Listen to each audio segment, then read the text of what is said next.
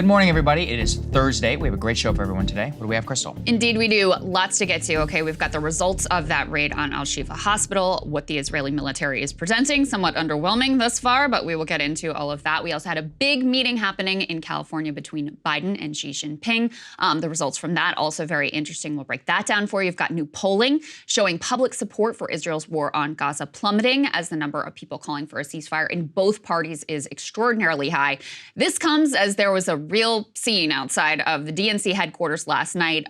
Jewish Voices for Peace and other protesters gathered there trying to block the entrances in what was originally a peaceful protest. Cops showed up and it went off the rails. A lot of competing claims about what happened. We will show you the video evidence of what actually unfolded. We also have been compiling these for a while, some of the most stunning misinformation to come out of this conflict. I'm sure you guys have seen some of this already, so we will break that down for you. Fact from fiction. Also got to get into Nikki Haley and some of the wild things she's wanting to do, getting some pushback on her desire to, I guess, dox everyone online. So we'll talk about that. We've also got new shots fired between Candace and Ben Shapiro over Israel and their different views on the situation. And also, first time on the show, excited to talk to presidential candidate in the Democratic primary, Congressman Dean Phillips. Yes, we'll see how that goes. Before we get to that, though, we have some merry news. Let's go ahead and put this up there on the screen. We are excited to debut our holiday merchandise. So for all of our premium subscribers, this is going to be a limited edition holiday merchandise exclusively available only to the premiums for the entire weekend. We're giving a Black Friday discount currently with 15% off on past merchandise items as well. You can go ahead and check the email that will be at the top of your Supercast premium email today. It will also be in the description of the YouTube comments and of the premium video and the pinned comment as well. So we have a lot of links there available for everyone. We're bringing back the socks. Personally, I think the sweater is the coolest because it incorporates a lot of cool stuff the sweater for is them really to show. Cool. Griffin's been working really hard on these guys. Our Look team at has worked incredibly hard and on all of this. I really do think they did a fantastic job. Look at those UFOs on that. I was on there. stunned. Amazing. I got to buy it for the UFO alone. We also have the holiday ornament. So if you want to bestow us on your tree, I think it's a cool one. Deck the halls with breaking points. That's right. Deck the halls with breaking points. So let us know if you guys like it. Like we said, we've got these available to the premium subscribers only, and then the Black Friday discount as well, which again will be available to you in your Supercast email. So with that, let's get to the show. And if you want to get great discounts like these, sign up and become a premium member. Also become a premium member. All right, let's get into some serious news here, the very latest coming out of Israel. So, of course, Al-Shifa hospital, which has been sheltering thousands of people, has been under siege for quite a while. They're running low on medical supplies, food, water, etc. You had, ran out of electricity, all of those horrifying images of premature babies who had to be taken out of incubators because the incubators could no longer function. So Israel was saying this is where there is a huge command center for Hamas. Yesterday, they released what they said was the evidence that they have found so far in what they described as, the undeniable truth in this initial video. Let's take a look at what they presented. And what we have found, I think, is only the tip of the iceberg. Let me show you a few examples. Security cameras have been obstructed. All of the security cameras are covered, and this isn't the only one. You'll see the rest of them here. Follow me as we go in, and we will see the MRI center and see the weapons that Hamas has hidden inside. We're now, as you can see, in an MRI room. I don't know when this was used the last time. But it is definitely an MRI machine. And if you follow me behind the MRI machine, I'll show you what our troops exposed just minutes ago. In military terms, this is a grab bag, grab and go of a Hamas combatant. And if you zoom in and we get some light over here, what you will be able to see is military equipment.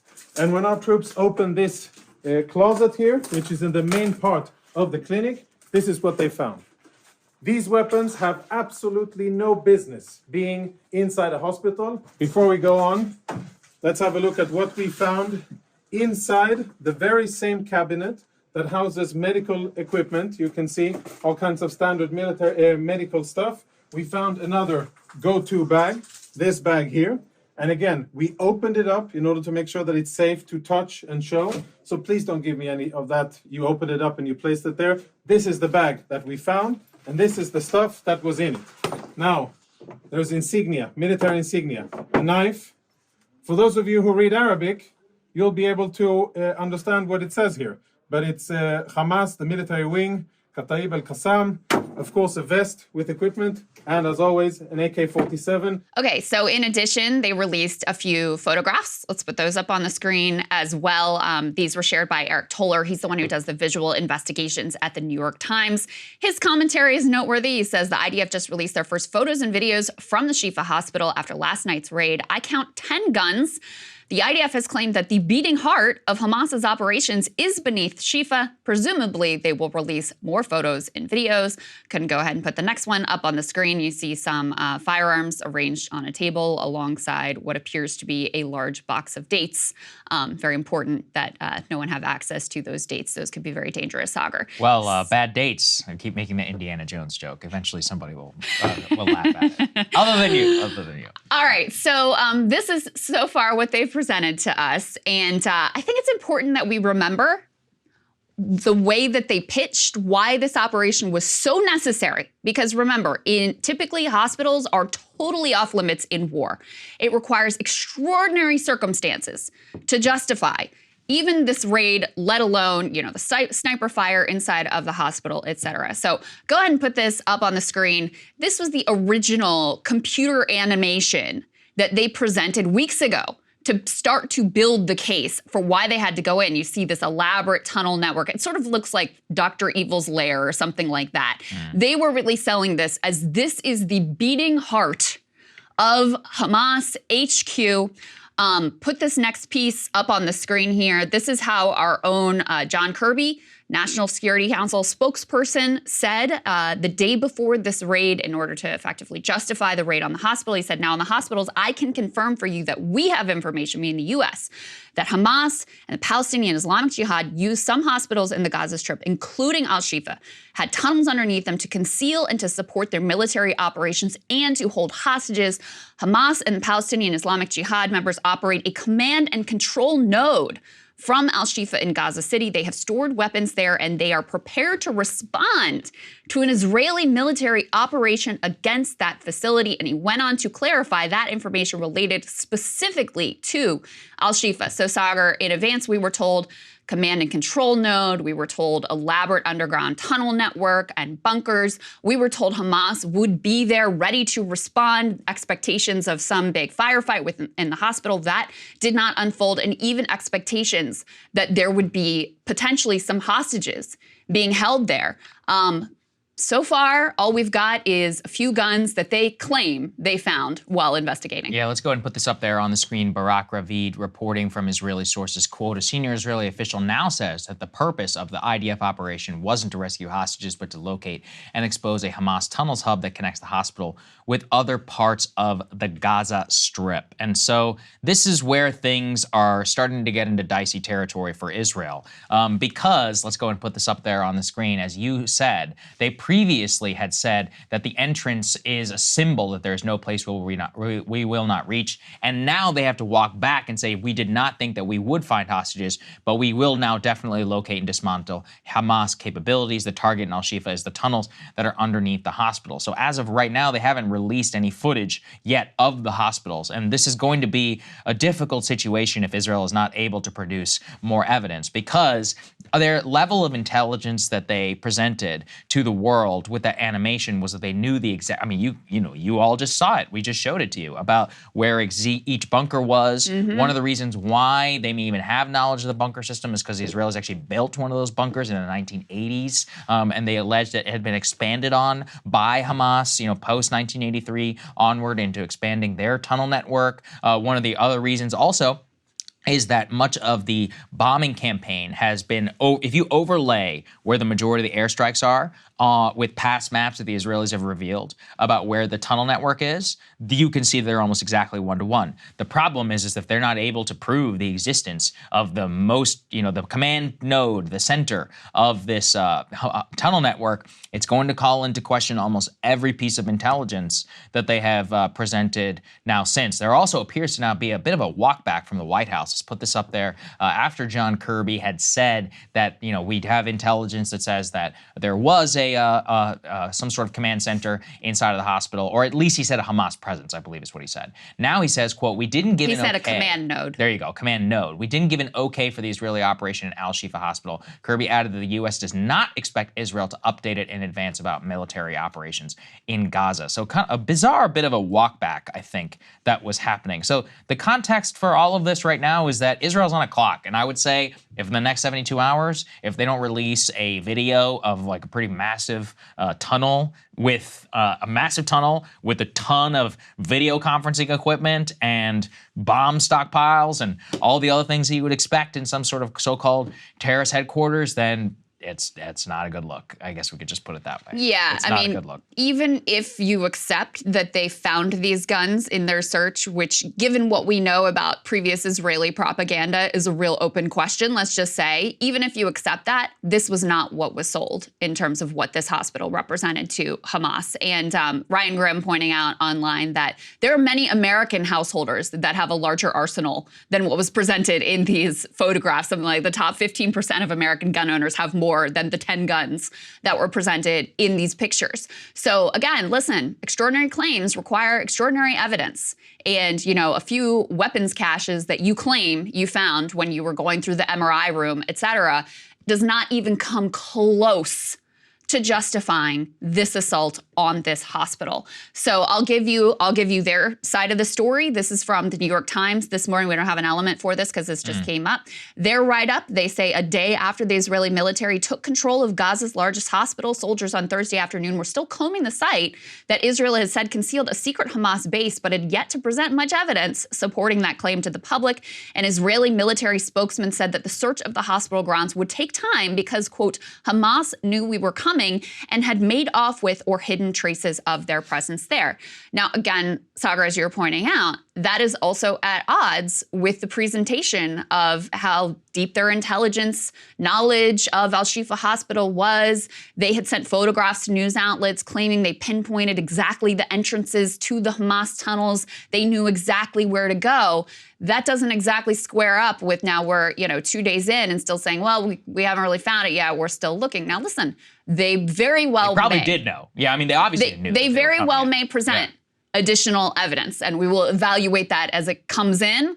But so far, pretty lackluster display of what they allegedly found when they raided this hospital. One of the reasons I actually believe the arms and all that is that there would be no reason to present such a paltry amount that you have. Well, I gotta show something. Well, that's what I mean, though, is you at least just scrounge up. I mean, it's also not unbelievable to have that those types of arms and all that, because obviously there was battles, inside of the hospital. At the very least, we know there was at least firefight, coming in. It's not difficult. There wasn't firefighting inside the hospital. Well, sorry, it was outside. It was outside. You could at least believe, though, that Hamas clearly had a presence, inside of the hospital. I don't think that's outside the realm of possibility at all. The claim they made is as a command center, and so that's why I'm like, well, okay. I actually want to say one thing, though.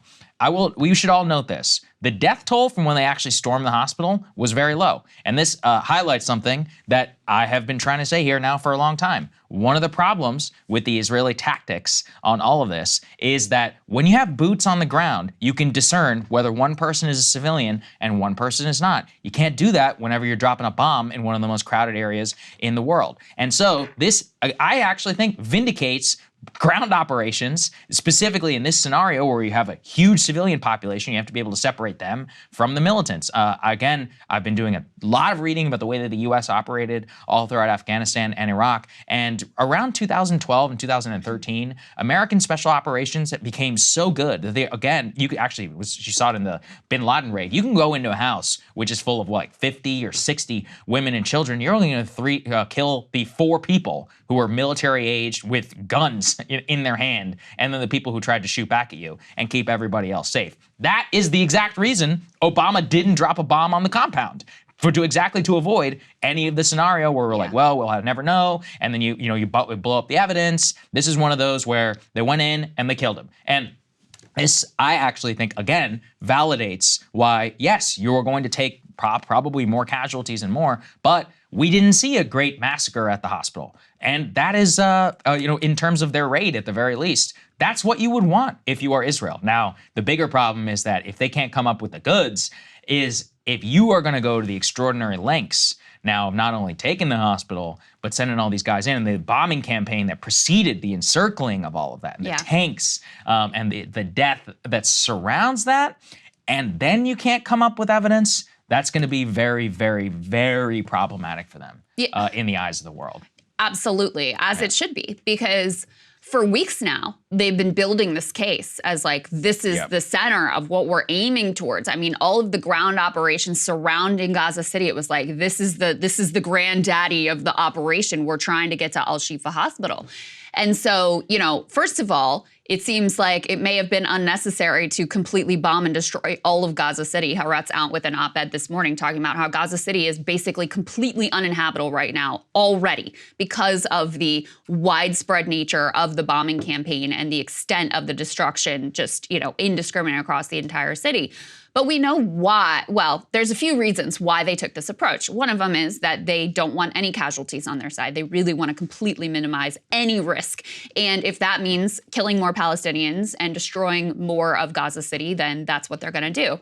But I also think very telling, that piece we put up earlier, which we could actually put back up on the screen, A6, where you have this Hebrew language news outlet that spoke with a senior Israeli official who admitted, like, no, the reason we're going to Al-Shifa is because it's a symbol that there is no place we will not reach. I think that is so telling as to the real goals of this operation based on the military tactics from the beginning. I saw another report, Saagar, saying, like, again, it was kind of like cope after not really actually finding any Hamas militants there, after there not being a firefight inside the hospital, which was something that even John Kirby had previewed, like, oh, we think that they're ready to respond militarily from inside the hospital. That didn't happen. Finding no hostages there, et cetera. It was, well, we expected that Hamas had already moved to the south. We expected that they were already gone from here. It's like, well, why didn't you say that beforehand, number one? And number two, you've been telling everybody to go to the south, and now you're saying, okay, well, I guess if you're really, your goal is really to eradicate Hamas, which I would argue that is not their goal. Their goal is, you know, to just have indiscriminate destruction, as the IDF spokesperson himself said. Then, you know, why have you sent everybody to the south and claim that they're going to be safe if this is the next phase of the operation? I don't know. I mean, listen, we can't put ourselves in the head. We can only read like what they're doing. I would say, I'm not really sure, Krystal, that the goal is just necessarily indiscriminate. I would say that they're basically just willing to pull the trigger in a scenario where the vast majority of Western militaries would not do so. As in, you know, the bar for action with the United States. I mean, you can even actually compare the U.S. I remember I covered this at the time, the Kunduz Hospital. This was a big deal, if you'll recall. It was 2015. There was the city of Kunduz was retaken by the Taliban. The U.S. Special Operations and Afghans got into a crazy firefight with the Taliban, and a Doctors Without Borders hospital, actually in Kunduz, was bombed. And there was a massive outcry. The U.S. did a full investigation. Initially, there were claims that there were Taliban fighters inside of the hospital. That was the justification. And Barack Obama had to publicly issue an apology to Doctors Without Borders. Now, I'm just comparing, like, look at the way that the U.S. fought war versus now the Israelis. And I think they're very much, learning this exact same problematic lessons I talked about with this Ryan. They're in their 2003 shock and awe phase, where basically it's like free fire, you can do what you want, and overwhelming firepower and all of that. But they're going to learn real quick.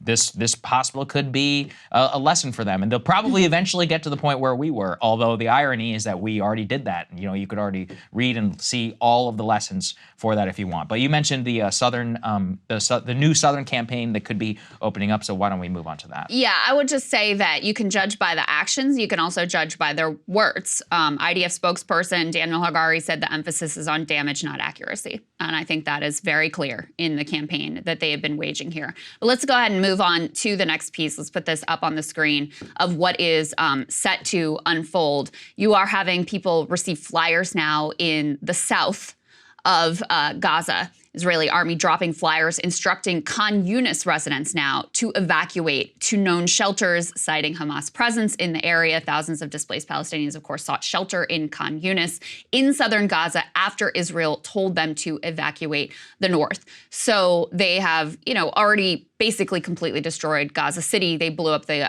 parliament building there as well. There was some pretty dramatic footage of that as well. And now they're dropping flyers in the South. Now, the South has never been immune from this bombing campaign, by the way. It has been, more intense and more aggressive and more widespread in the North. But the South has not been spared whatsoever. So what this seems to indicate, Saagar, is that they're moving on to southern Gaza, and that the scale of attacks and scale of the bombing campaign in southern Gaza is likely to ramp up. Yeah, that's what I was thinking as well, is that they are, and look, remember, the Khan Yunis area is one that they've also claimed has also been one with a massive tunnel network. We have some maps, actually. We can put this up there on the screen, which is quite useful. This is from the Financial Times. They always do an excellent job. For those who are watching, you can see that the blue areas show an Israeli ground operation and the overall Israeli incursion. So you can see that the city of Gaza, Gaza City, is entirely surrounded. The Khan Yunis area, let's go ahead and put the next one up there, please, on the screen, because this shows you where the next phase of the fight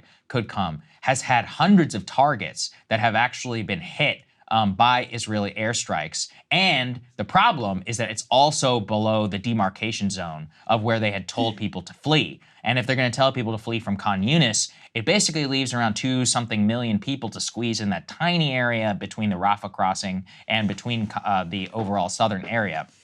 And that's obviously going to be incredibly difficult logistically. And that really could open up a new phase, I think, of the overall operation, is if they decide to go into this, if they continue with the same level of bombing, but also if they continue with the same ground operation. I still have a lot of questions around what they're actually doing. So the number of IDF KIA is officially around 52. And the level of casualties is not genuinely consistent with clearing tunnels, with firefights, and with any of that. And so it really does raise the question around, like, what are the genuine military objectives that are being accomplished by these guys who are on the ground? What's actually happening? And I actually think this hospital, Krystal, could be a big turning point, because it could push the U.S., I think, over the edge, or the international community, if there is an intelligence failure. Again, if this is a big if, we still don't know what the major evidence and all of that is. But if it is a big intelligence failure, it could then lead to a rug pull for the Western support at this point, which is already shaky at best. Yeah. In terms of how the U.S. and the overall rest of the West is approaching this conflict. Put A8 up on the screen, guys, because this was a first. There was the U.S. actually allowed. They didn't veto it. They just abstained. They allowed the UN Security Council to pass a resolution calling for pauses in the fighting in Gaza. That's different than a ceasefire. But as Barak Ravid points out here, this is the first time the UN Security Council adopts any resolution on the war. And I mean, to me, in terms of what their goals are here, to me, it's not a mystery based on the statements of Israeli officials, based on the one I just told you about from the IDF spokesperson, based on the plans that were leaked strategically from an official Israeli government ministry that said, no, what our ideal situation is we push everybody, displace everyone from the north, then we push everybody out of the south, and we basically force Egypt and other Arab nations to take in this Palestinian population. This is something that members of the Netanyahu coalition have wanted for quite some time and have been openly advocating for really for years. So it shouldn't be any surprise that this is the goal, that the goal is complete ethnic cleansing of the Gaza Strip. And there were reports about how pressure is being put on Egypt to use their considerable debt load to try to pressure them into this. There were also reports that there's pressure being put on the U.S. to take in Palestinian refugees as well. But, to me, it's very clear what the goal is. The only question is whether they'll really be able to accomplish this goal. But I just think it's important to keep in mind where we already are in this conflict, which is for Gaza City was incredibly densely populated. This is where the majority of the population of Gaza lived, and it's gone. I mean, 45% of all homes within all of the Gaza Strip, not just in Gaza City, have already been damaged or destroyed. The millions who have been displaced from their homes, there's nothing for them to go back to in Gaza City. That's already where we are. So, are they degrading Hamas capabilities? I don't know. We haven't really seen much evidence of that. House, but I mean, we haven't seen much evidence of like really going directly and targeting the military infrastructure. And then there's also the question that Elon Musk asked and that the chair of the Joint Chiefs of Staff asked as well, which is how many new Hamas members are you creating with these actions, which is part of, the lesson we should have taken from our actions in responding to 9/11. So for me, it's not really a mystery what their goals are, what their approach is. You can see it in what they're telling, their own population, what they're saying publicly, and the military actions that are unfolding on the ground. Well, I mean, look, is that the goal of the Israeli far right? Yeah. Is it the overall goal of the Israeli military? I don't know. Like I said, well, the Israeli military is just doing what they are told. Well, the quote you read, I actually think was quite accurate, is that they're going for damage, not accuracy. But that's kind of what I'm saying, is that they're basically willing to pull the trigger on a 15, 20% chance. That's just not something the way most Western militaries would act. That's a different thing, though, than a targeted, like, we're going to blow as much civilians up as possible. I don't really think that's what they're doing. I think it's more in terms of they just don't care as much about collateral damage. But there's an important difference between those two things. But at what point do we go beyond quote unquote collateral damage when somewhere around 90% of the deaths are civilian? Mm-hmm. At what point does, listen, people can lie about their intent, but the numbers don't lie. 40% of the deaths are children.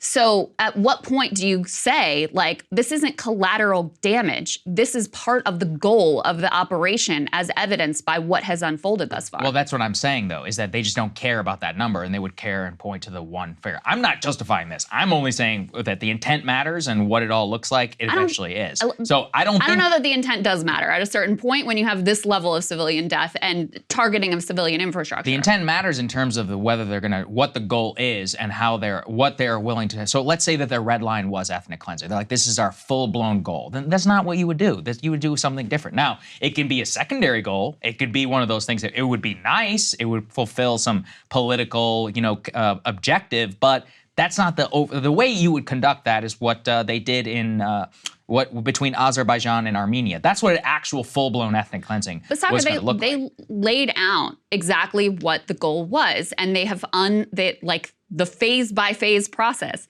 First, move people out of the north, then put pressure on the south. But this is a secret plan. We don't know if it's been. That's exactly what is unfolded thus far. And then you put off the table any other solution. So, for example, the U.S., which there's a lot of problems with this idea too. It's like, hey, let's have the Palestinian Authority run the Gaza Strip afterwards. No, that's not going to work for us. Which is no surprise because number one, I think Palestinian Authority probably isn't up to the task. But number two, they don't want unity between the West Bank and the Gaza Strip. And then when you couple what's already unfolding in Gaza with what's being done in the West Bank, with settlers being turned loose and basically running wild, massacring Palestinians there as well, and pushing them off their land too, it's very hard for me not to look at the facts as they're unfolding and say, yeah, this is the goal. This is the plan that is unfolding. This is what they're pushing towards. And the only question is whether anyone's going to stand in their way. Well, I think you think that because you have look, I think that you're coming at it from a place of zero trust from Israel. I wouldn't say I have zero. Let's call it, I don't know. I have a neutral trust of both Hamas and of Israel. I'm not willing to assume the worst of really anyone except for the Hamas terrorists, but specifically not the PA. So ethnic cleansing or genocide is one where you have an explicit aim of wiping out this entire race or pushing them out of the region. Now, is that existing in a document, which we covered here on the show? Yes, absolutely. Mm-hmm. Is that the official plan? I don't know. There are all kinds of secret plans inside the Pentagon. There were plans inside the Pentagon to break Iraq into three parts. There was actually very seriously considered at one point pushed by Vice President Joe Biden. Does that mean it was the actual plan of the U.S. government? Not really. I actually don't think there is a plan. I think there are disparate elements within the Israeli government, some of whom want ethnic cleansing, some of them who have no problem with collateral damage, some of whom are probably much more Western aligned and are ashamed of the way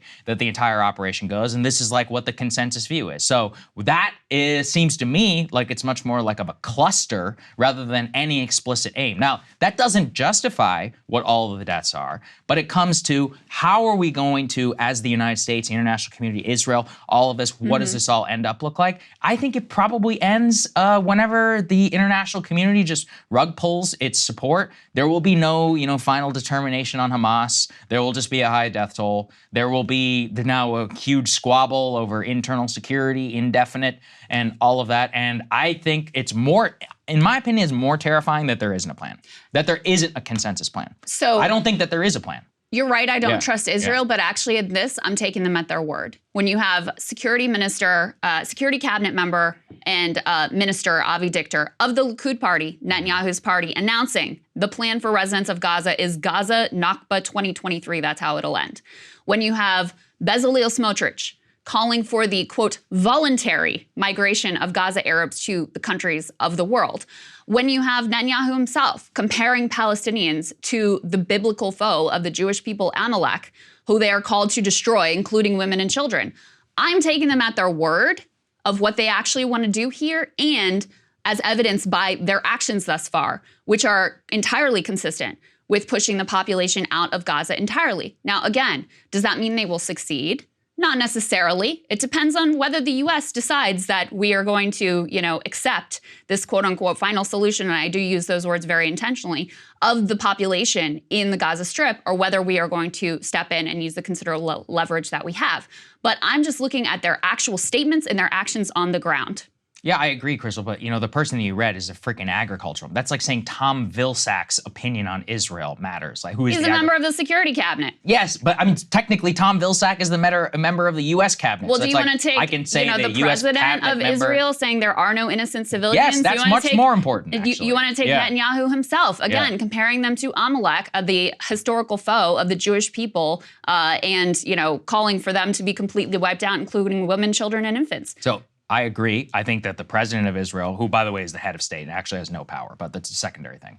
It's still important for the head of state for what the statements and all that. His statements, Netanyahu's statements, and the security minister's or the defense minister's statements are the single most important. We would recognize that in the U.S. system. Now, none of them have said anything like that. That said, that doesn't mean it's not problematic and that there isn't any real internal policing going on. So I'm just saying, I think we should all be super reluctant to just throw these terms out there. When you can have terrible net effects, but actual intent matters a lot in terms of how things are going to end up. And I think people are probably reading this as covering for the Israelis.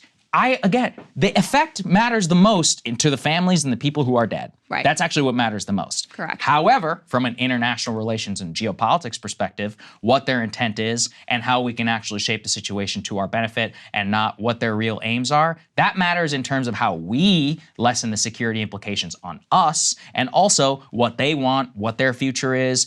Netanyahu is not going to be there forever. So if that was the explicit aim, is that the official aim of the entire Israeli security cabinet? Is that the aim of what the general consensus is of the Israeli population? I genuinely would say no. And so I think part of the issue is that you have a lot of disparate coalitions inside Israel right now. They had to have most of them don't even know what they want.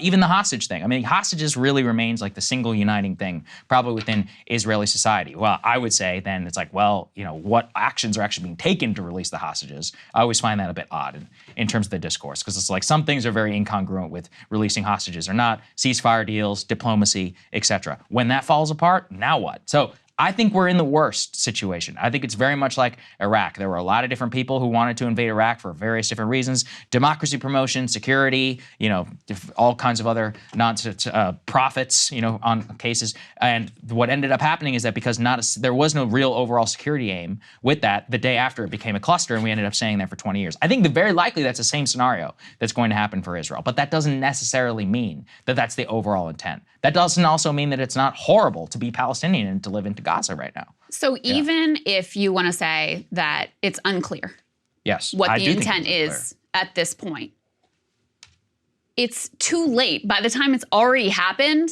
and you say oh, I guess they really did want to do the ethnic cleansing that they've been telling us all this time that they wanted to do, then it's too late. That's why it's important to look at the words and the actions that are being taken now. And again, Saagar, you already have about 2 million people who are displaced in Gaza. But at least they're alive. Displaced. That's I'm happy they're alive. And a 90% roughly civilian casualty toll. You already have Palestinians being aggressively pushed off of their land in the West Bank, aided and abetted by the IDF. So, I think part of this is thinking clearly about what has this government said in the past they want to do, What are the plans that they have, strategically leaked to the public? What are their comments now? And what are the actions that we see? Unless we want to, look back and say, whoops, we aided and abetted an ethnic cleansing, didn't really mean to, thought they intended something different. I guess it's too late now. Yeah, look, I mean, I think that the dangers of it being ethnic cleansing are very real. I think it's very possible also within the current security cabinet. But for now, 2 million of them are alive. We have a chance, I think, in order to try and draw the operation to a close, have some sort of security thing which the Israelis can accept, and then get the hostages out and actually move to a situation where these people can, at the very least, return, to where they were from, and with the international support and hopefully Israel paying the bill, not America, they can actually stay, and then possibly we can all move forward. Now, that's what I would like to see. Whether the Israelis want to see that, I don't think so.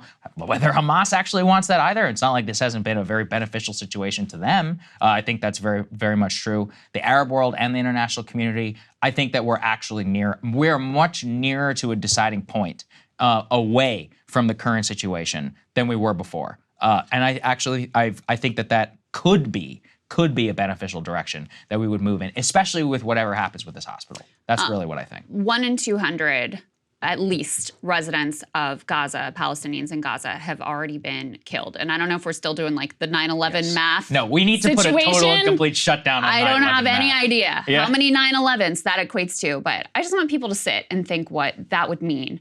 1 in 200 residents of the Gaza Strip have already been killed. That's where we're at in this operation right now. So I think that would be, my back of the napkin math is a couple 100,000 Americans, but I'm not 100% sure. Again, though, I am calling for a shutdown on all 9/11 math.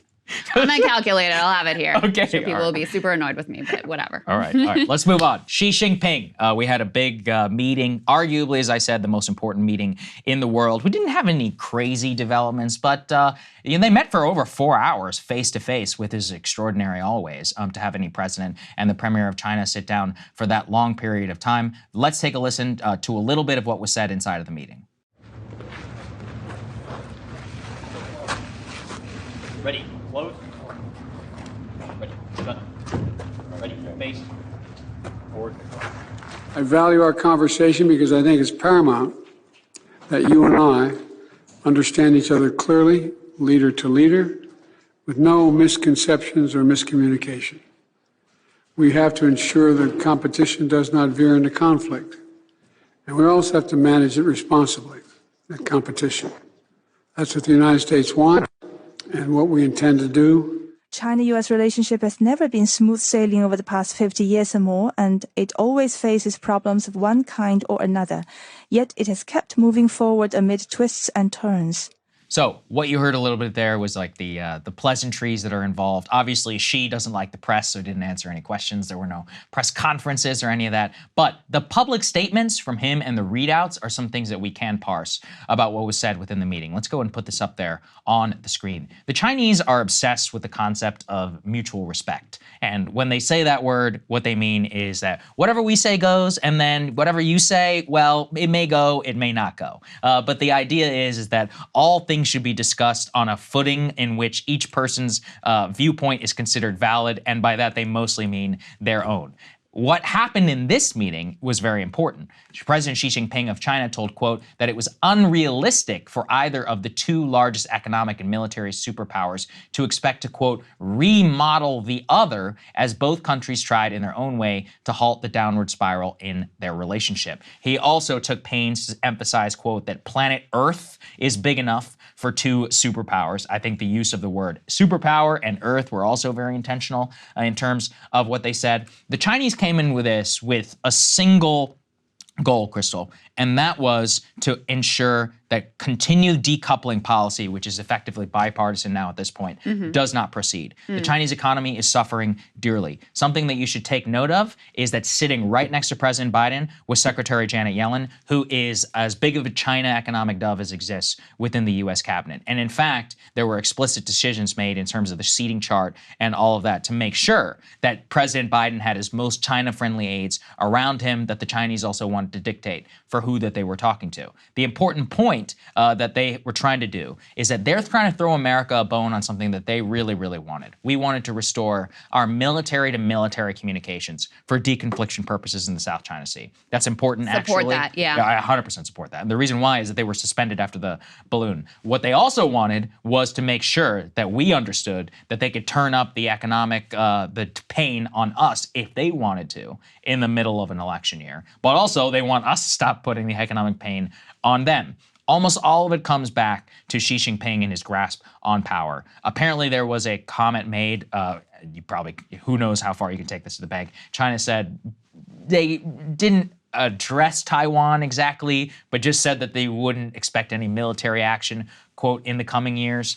Overall, the meeting itself probably went well in that there were no major falling apart episodes. There wasn't a repeat of the 2021 meeting where Jake Sullivan met with his counterpart in Alaska and basically got screamed at on camera for 4 hours, which probably marked a real nadir, I guess, for the relationship. So interestingly, I think from America's point of view, what Biden wanted going into the meeting is he basically wanted to telegraph to Xi, he's like, don't make my life harder. I've got Ukraine and I've got Israel. Just please, you don't be a problem for me. And Xi very much wants to use that to his advantage. And he's like, okay, but then I'm gonna need to see you guys play ball with me a little bit here. This is all in the context of the overall APEC meeting with other Asian leaders who are inside of San Francisco. We talked about all the domestic stuff too on Tuesday. The cleanup. San Francisco where he cleanup. admitted it. He admitted on camera. That's a whole other thing. Anyway, I guess I appreciate the candor. Yes, yeah, exactly. we appreciate honesty on this show. Yeah, I mean, there's a few things that are interesting to me. First of all, it's important to remember that, basically there was such a massive fallout over that whole balloon situation. Yeah, there was, wasn't Blinken Yeah. that was supposed to travel to canceled his China trip. and canceled his trip. right. And so since then, things have been on a bit of a downward spiral. So that's part of why this meeting takes on extra importance. The last time the two met was a year ago. It was on the sidelines of the G20 in Bali. There was the stated goal of that meeting was to try to create a, quote, floor under the relationship. That didn't go all that well. This one seems to have gone much better. They also China agreed to crack down on the flow of chemicals used to make fentanyl to Mexican cartels. So that was the additional. But Saagar, do you read into this that there's been kind of a pivot on China's part because of the economic stress that they're under right now? It's hard to say. China is probably in the best position that's ever been in its relationship with the United States in terms of power. And what the reason I mean by that is that I just laid it out. I mean, to me, this is the most important. The reason we put this second, I know it's boring and I apologize, is this is the most important meeting in the world. But the way that the Biden administration and most people in Washington think, they think Ukraine is the front line of democracy. And they think that Israel is like the most important thing that should dominate all of our politics. It should dominate all of our military aid and all of that. It's like, what if I told you that neither Israel or Ukraine is even close to the top 20 in our trading partners in the world? China is literally number 2, especially if you consider Canada and Mexico. When you really think about how singularly important the relationship is there, and then the fate of the Asia Pacific, to me, it's crazy that they want to look at China as a sideshow. So China is in so here's the thing too, if you're coming in to a meeting, if you know President Biden and Jake Sullivan are obsessed with Ukraine, what are you gonna sit there and talk about all day? We're like, oh, maybe we'll give Russia weapons, maybe we won't. And it's like, yeah, but as long as you're talking about that, you're not talking about our 301 tariffs on steel. We're not talking about Taiwan. We're not talking about Japan, South Korea, countries that actually produce things which are important for us. This is the problem, my overall problem with the Biden administration's foreign policy is it's like they are living in a 2003 world in how they conduct their overall foreign policy or even think about the economy, mostly because Biden is old, and they refuse to wake up to 50% of world GDP is sitting in San Francisco right now with the APEC conference when you include China.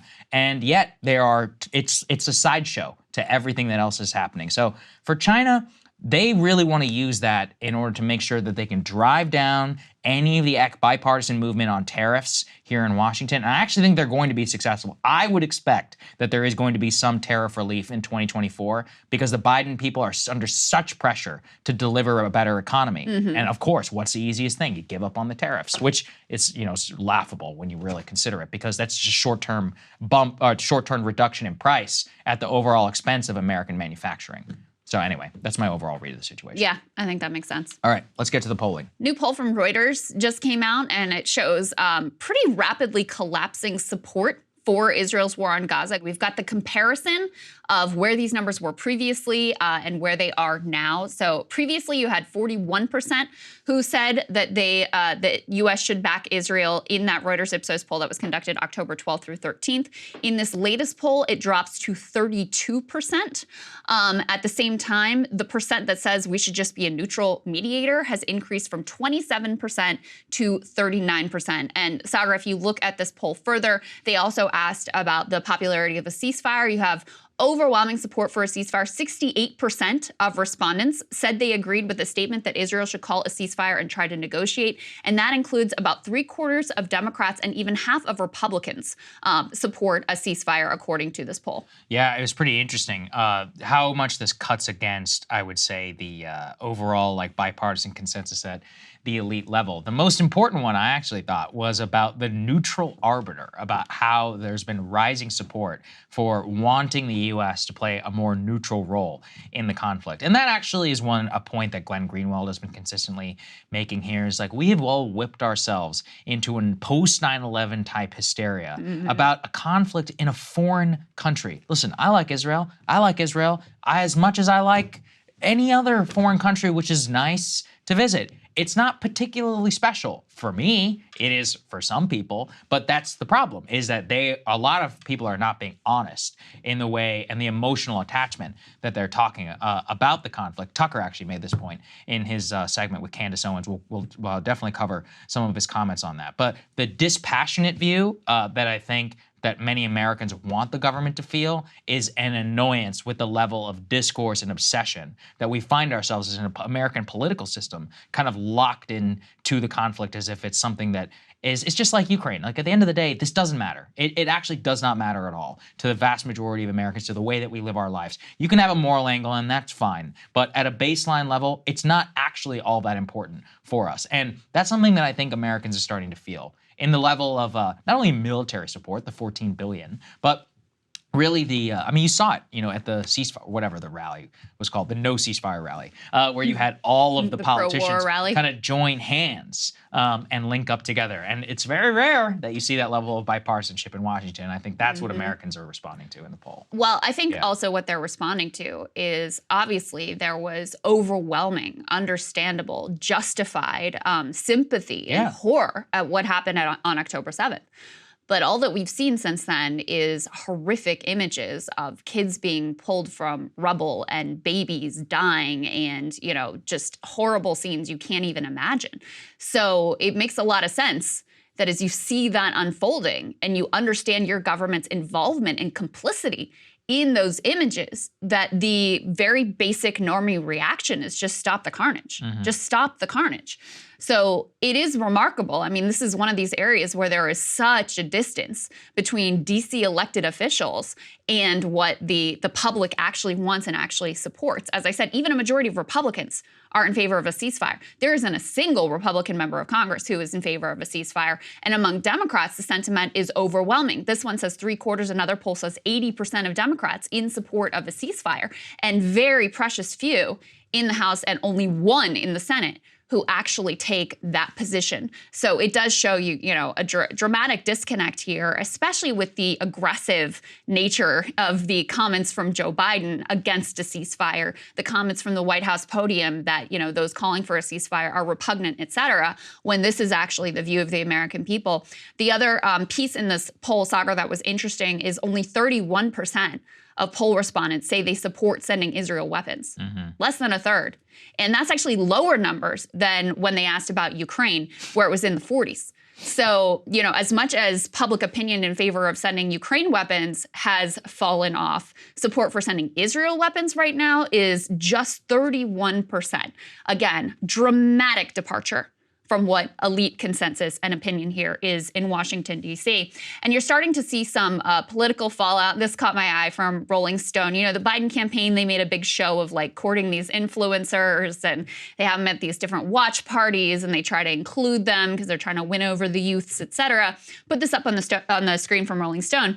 A number of those influencers who were behind Biden in 2020 are turning on him now.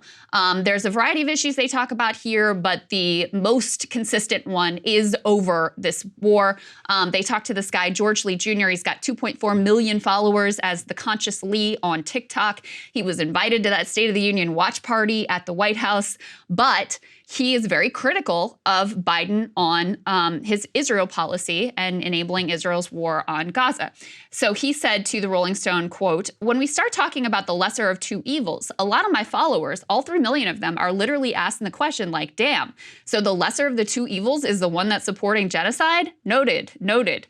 How I talk to my followers about it is like, and excuse my language, I'm gonna cuss, goddamn Biden, your weak ass is gonna rally the entire of America to be against right-wing governments. Meanwhile, you are being unrelentless, unconditional, and giving support to a right-wing government.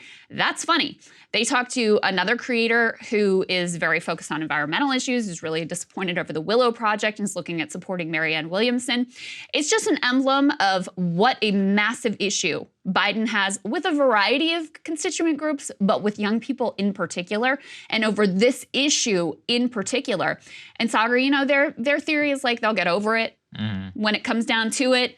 And it's me versus Trump. They hate Trump more. They're going to show back up. They did last time. Last time they were a little unsure, and then in the end, they came around and they supported.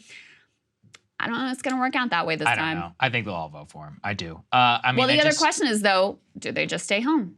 There are going to be other options on the ballot. Did they vote for Cornel West? Do they just, you know, decide not to engage in electoral politics whatsoever? Is Cornell even on the ballot? That's the big question. We'll see. I think a lot of these people, I'm already beginning to see it. I just saw the other day a Washington Post had an article. It was like, Trump rhetoric reminds of Hitler. And I was like, oh my God, is it 2015 again? Like, that's how it's starting to feel for me. I think these people are pretty predictable. You can whip them up. Sure, you know, they'll say this about, but at the end of the day, like, if you think Trump is literally Hitler, which a lot of them do, then they're probably going to vote for Biden.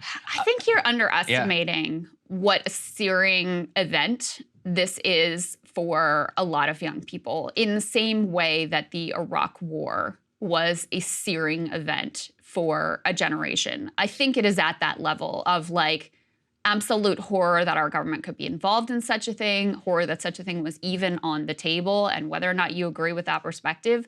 I think it goes a lot deeper than just like a flash in the pan concern of the moment. And you see that by, you know, the widespread protests across the country. You see it by the energy on social media. You know, it's hard to quantify these things, but it is my sense that this cuts a little deeper than some of the other things. It's not a flash in the pan. This is genuinely like this generation's Iraq War moment. I don't know. I mean, it just seems crazy to me. Once again, I mean, you're not Palestinian. And it's like, you know, in America, we were involved in the Iraq War. Our soldiers are the ones who are dying. Like, the idea to me that you're going to get all that spun up about, at the end of the day, which is the conflict which has no effect on you literally whatsoever, it just seems kind of nuts to me. But the other thing is the general generation divide. We can put this up there on the screen. We have 48%. This was a poll taken on October 11th, so take that for what it is. But 48% millennial and Gen Z support for Israel, 40% saying do nothing or unsure, 12% at criticize Israel. We could probably surmise that has moved a little bit, but that still did show a majority of millennial and Gen Z people who are supporting Israel. If you dig into the crosstabs for most of the polls, I mean, you mostly see like a 50-50 split. Now, 50-50 is very different than Gen X, Baby Boomer, and Silent Generation. Don't get me wrong. It's probably also even if you disaggregated Gen Z from millennial, but I don't think it's the same level. I mean, it just seems a little bit silly for people who are I don't know. For me, it's like it can't be Iraq War when it's not your own citizens who are the ones doing the fighting and the dying. But it is then it's a foreign conflict. But it is our taxpayer dollars that are sending the bombs. Sure, but we killed more people in Yemen with our taxpayer dollars to kill Palestinians. Yeah. Yeah, and that's absolutely true. And that conflict was dramatically undercovered. I mean, something we covered here as well. Yeah. But the horror of these images that are coming out, the understanding that we are, you know, not just enabling, but directly complicit in it, the belligerent stance taken by the Biden White House. I mean, you may not have those feelings. It may not resonate with you, but it's very clear that for a lot of people, the sense that we are participating in an ethnic cleansing and a genocide, it's a pretty searing political moment. And so I think that the Biden White House assumption that people are just going to move on and they're not going to care about this in a little while and it's no big deal and the poll numbers would bounce back up, I don't see it. Maybe. Again, I mean, it's not my job to convince them to vote for Biden or not. I probably want the otherwise. So my whole thing with it would be, I just don't want to overstate whenever at the end of the day, we're not talking about something which is not directly impactful in the way that Iraq was. Now, tensions may be high now, but as you said, like, are they really going to be there a year from now? It's possible that we could have a ceasefire, some sort of hostage release in the interim. People say all kinds of things. So will they really forget that? The most reliable thing that we've seen so far with Democratic voters is abortion and the Trump boogeyman. Both are going to be on the table. I find it very difficult to believe that they're not going to come out and vote against Trump, especially, I mean, if you consider it too, like, if you're a person who cares so much about these issues, it's not like Trump is going to be all that different. So then you're going to get, what, 10% of what you want with Biden, or as opposed to 0% of what you want? Then it's and I'm not advocating for this. I'm just saying most people at the end of the day, when they come to the ballot box, that's mostly how they vote. That said, I think you might be right in terms of not a national movement, but you only need 1 or 2 people to stay, or 1 or 2% of people to stay home, and the entire election changes, especially in Michigan. So if I were the Biden campaign, to me, it's not a young people problem. I think you got a Michigan problem more than anything else. Of course, though, young people could swing the ballot in Georgia and Arizona or any of these other places too. I could see that. Yeah, I mean, it only, as you said, it's very likely to be a really close election. Right. It doesn't take that much, No.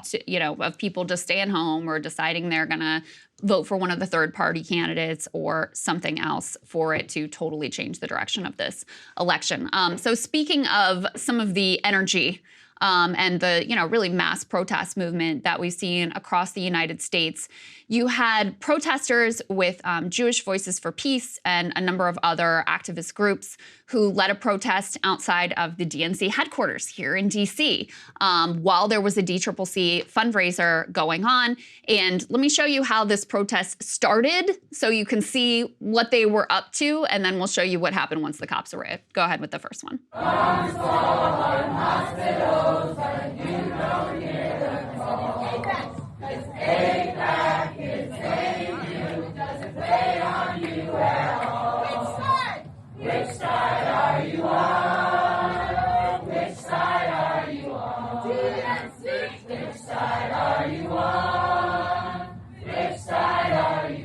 So you can see they're in front of the entrances to the DNC. They're singing. There's candlelight vigil. That's what's going on. And then the police show up, and this is the scene. Take a look.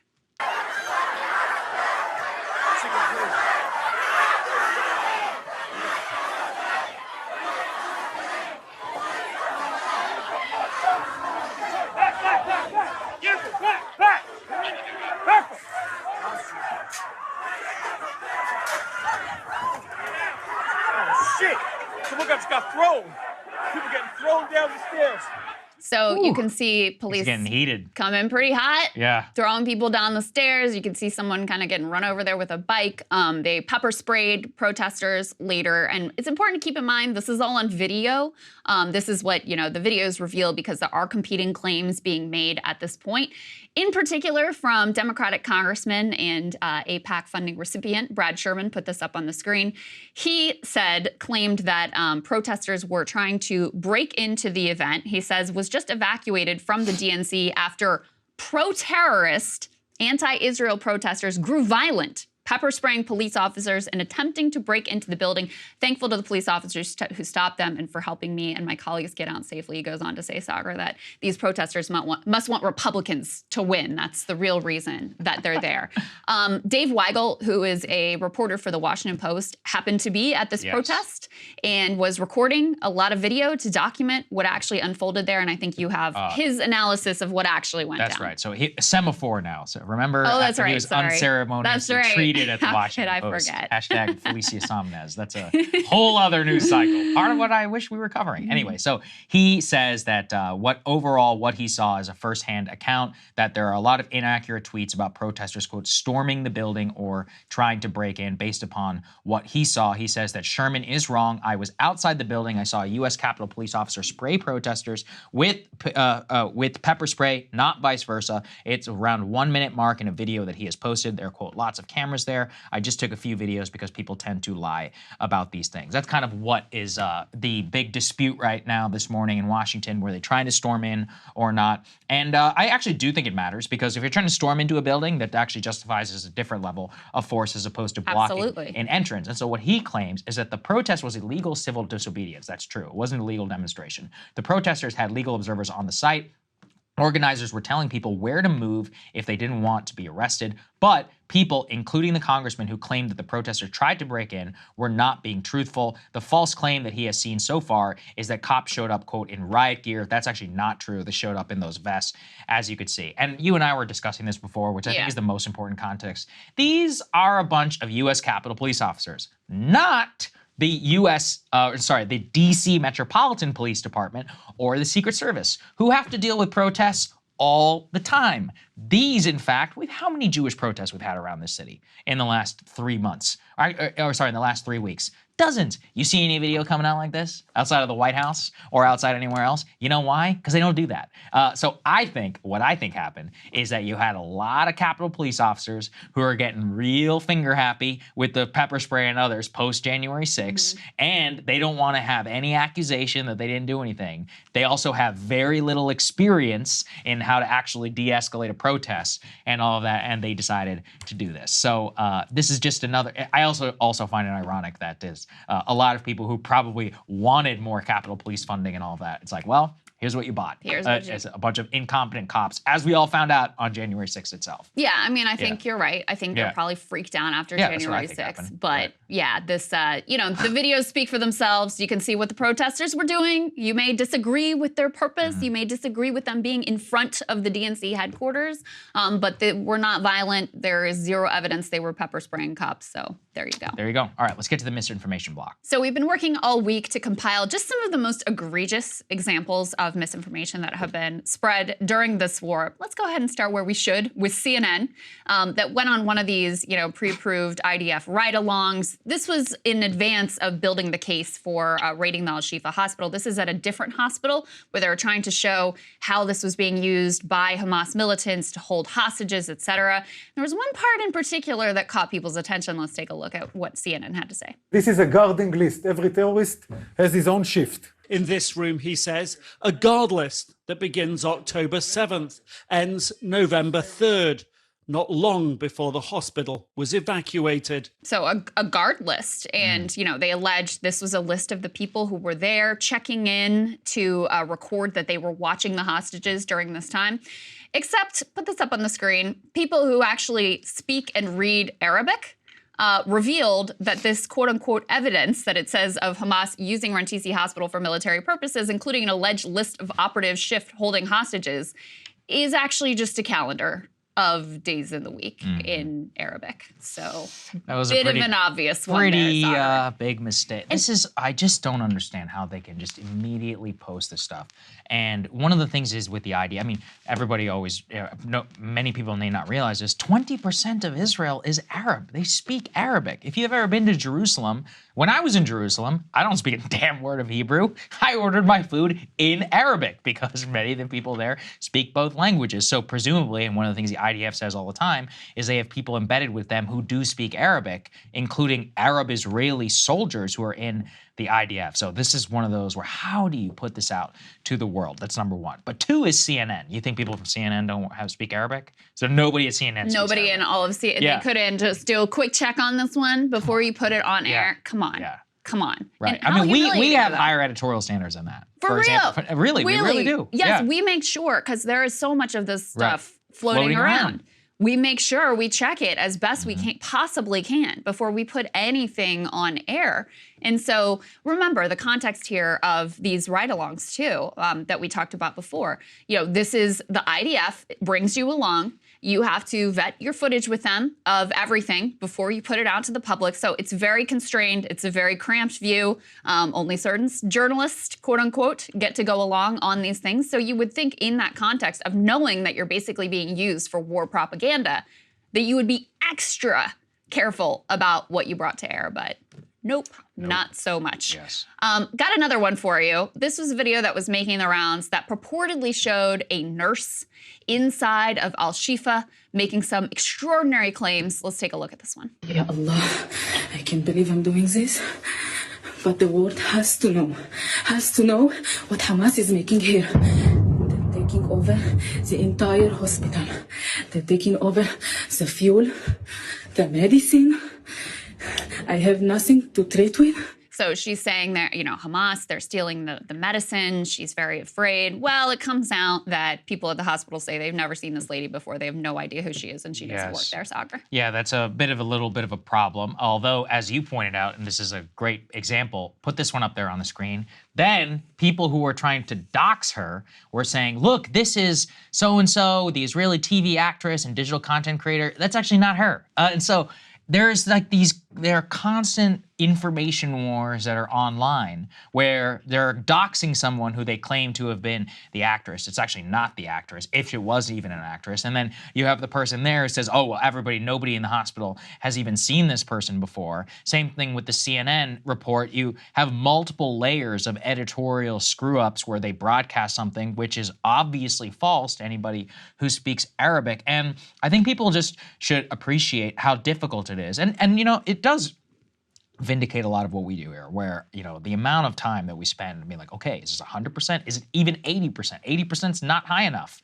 whenever you're reporting something that is straight up false or not. And you have, you know, extraordinary claims need extraordinary evidence. And that's the biggest problem, I think, that we have seen in so much of this that keeps happening. Here's another example. Let's put this one up there on the screen. You can see here, there is a photo which was going viral, which showed a woman in a bombed out house that was on a staircase. And it says, waiting through the rubble to get all that is left to remind her of her child. Hashtag Gaza Holocaust. And as a person who points out, what a tragedy, except that is a photo from Homs in Syria that was bombed by the Assad regime.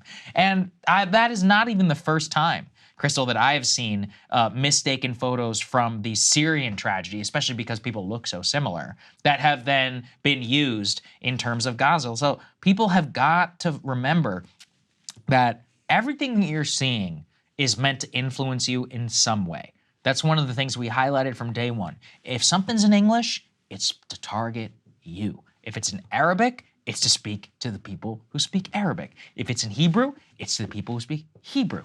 And there are overlapping sometimes interests in that, but there are also wildly diverging ones. And we are all finding that out in real time. I thought Ukraine was bad, but this may actually be. This is worse. I think it's probably 10 I don't think times there's worse. any doubt that it's worse, because in Ukraine, you at least have some journalists able to operate. Good point. Yeah. The only, I mean, the number of journalists, I think it's 48 journalists who've been killed in Gaza. So the number of journalists you even have remaining in the Gaza Strip is very limited. And the only international journalists who were allowed in are like on the IDF ride-along, you know, showing whatever it is that the Israeli military, from a propaganda perspective, wants to put out. So that's why it's incredibly difficult, and why there is so much lies and so much propaganda. To your point about the English language thing, you know, it was very noteworthy. Part of Israel's PR campaign around their storming of Al-Shifa hospital was that we brought medical supplies and we brought baby food. And they took this picture of these boxes in giant English letters stamped medical supplies as part of this effort. Now, doctors on the ground told some people that they didn't actually get any of those medical supplies. I don't know if it's true or not. So I'm going to say I don't know. But you can see the way that these things are also staged to try to impact an international audience, i.e. us.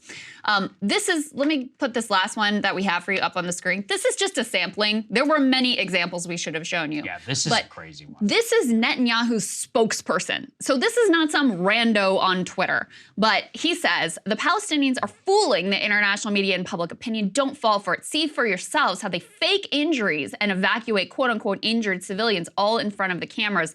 Pallywood gets busted again.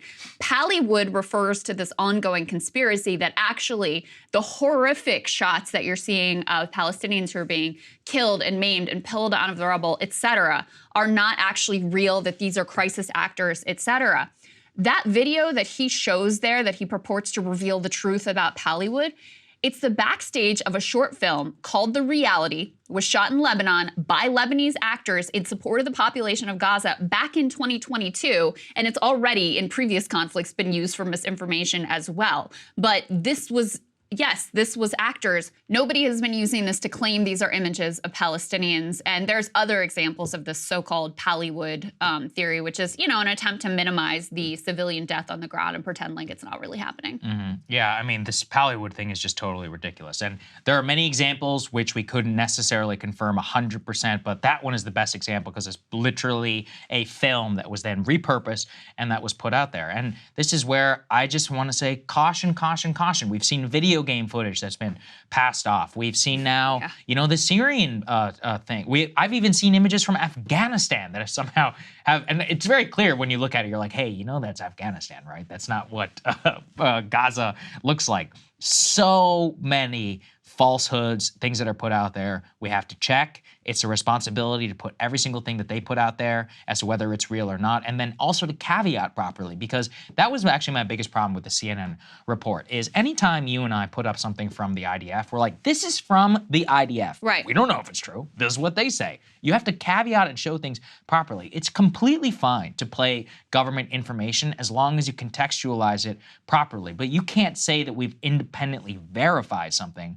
or imply that and put it on your air. That's where it, I think, becomes most irresponsible. And this is also the danger of Twitter and citizen journalism and all that. I'm pro-citizen journalism. I am against censorship. I don't think any of these people should be censored or any of that. I just, though, because I wade in this ecosystem, and I guess have for a while, ever since the beginning of ISIS, is I'm just used to the idea of like, yeah, it could be totally false. And you gotta wait a little while. You never know whether something is real or not. Yeah, well, we're in the midst of finding out if the Al-Shifa command node, Dr. Evil layer underneath was also misinformation. So we'll see. Find out. We'll see, and we'll vet that evidence as best we can. Yes, exactly. It will be properly vetted. Okay, let's go to Nikki Haley. And speaking of censorship and anonymity and citizen journalism and so much more, Nikki Haley surprising absolutely no one, but also having a very mask-off moment in which she advocates for no anonymity online and to kill all pseudonymous accounts. Let's take a listen.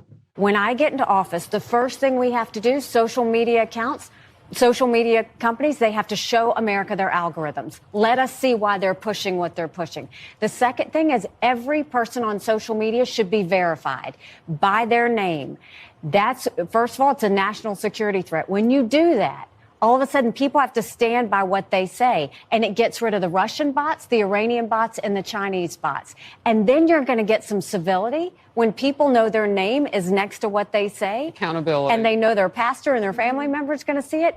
It's going to help our kids, and it's going to help our country. It's going to help our kids, and it's going to help our country to have no pseudonymity online. Pseudonymity online is one of the most important values actually that the internet ever promised us. It is really what, you know, led to anonymous. It led to so many of it led to so many like whistleblowers and other revelations that have come out. But at a baseline, like more important level, the ability to shitpost about the government is one of the most important ones that goes back to the founding fathers, from the Federalist Papers, from Thomas Paine to so much more. We demand and must have the right to anonymously criticize anyone. And I'm very much in favor of that. Others are like, oh, it's cowardly and all of that. Yeah, sometimes it is. That said, you know, the principle of it itself is so important that it is almost directly intertwined with free speech. So to have somebody then who wants to be president of the United States say something which is dramatically really Orwellian when you think about it, and it goes against the way that the internet should work, is outrageous. Now, we're not the first people to say that now at this point, but it fits within a pattern and a worldview that she directly advocates for, which is the supremacy of the American government to the point where it triumphs individual liberty, but also where it triumphs, you know, sovereignty of other nations. It fits neatly with the neocon worldview. Oh, absolutely. I mean, it's an authoritarian instinct. Yes, it is. That's really what it is. I think Orwellian is also well said, but it's like, she argues that we need this in the interest of civility and decorum. We need to trample on like the basic rights of American citizens to dissent, just in the interest of like, keeping things a little nicer, a little tidier.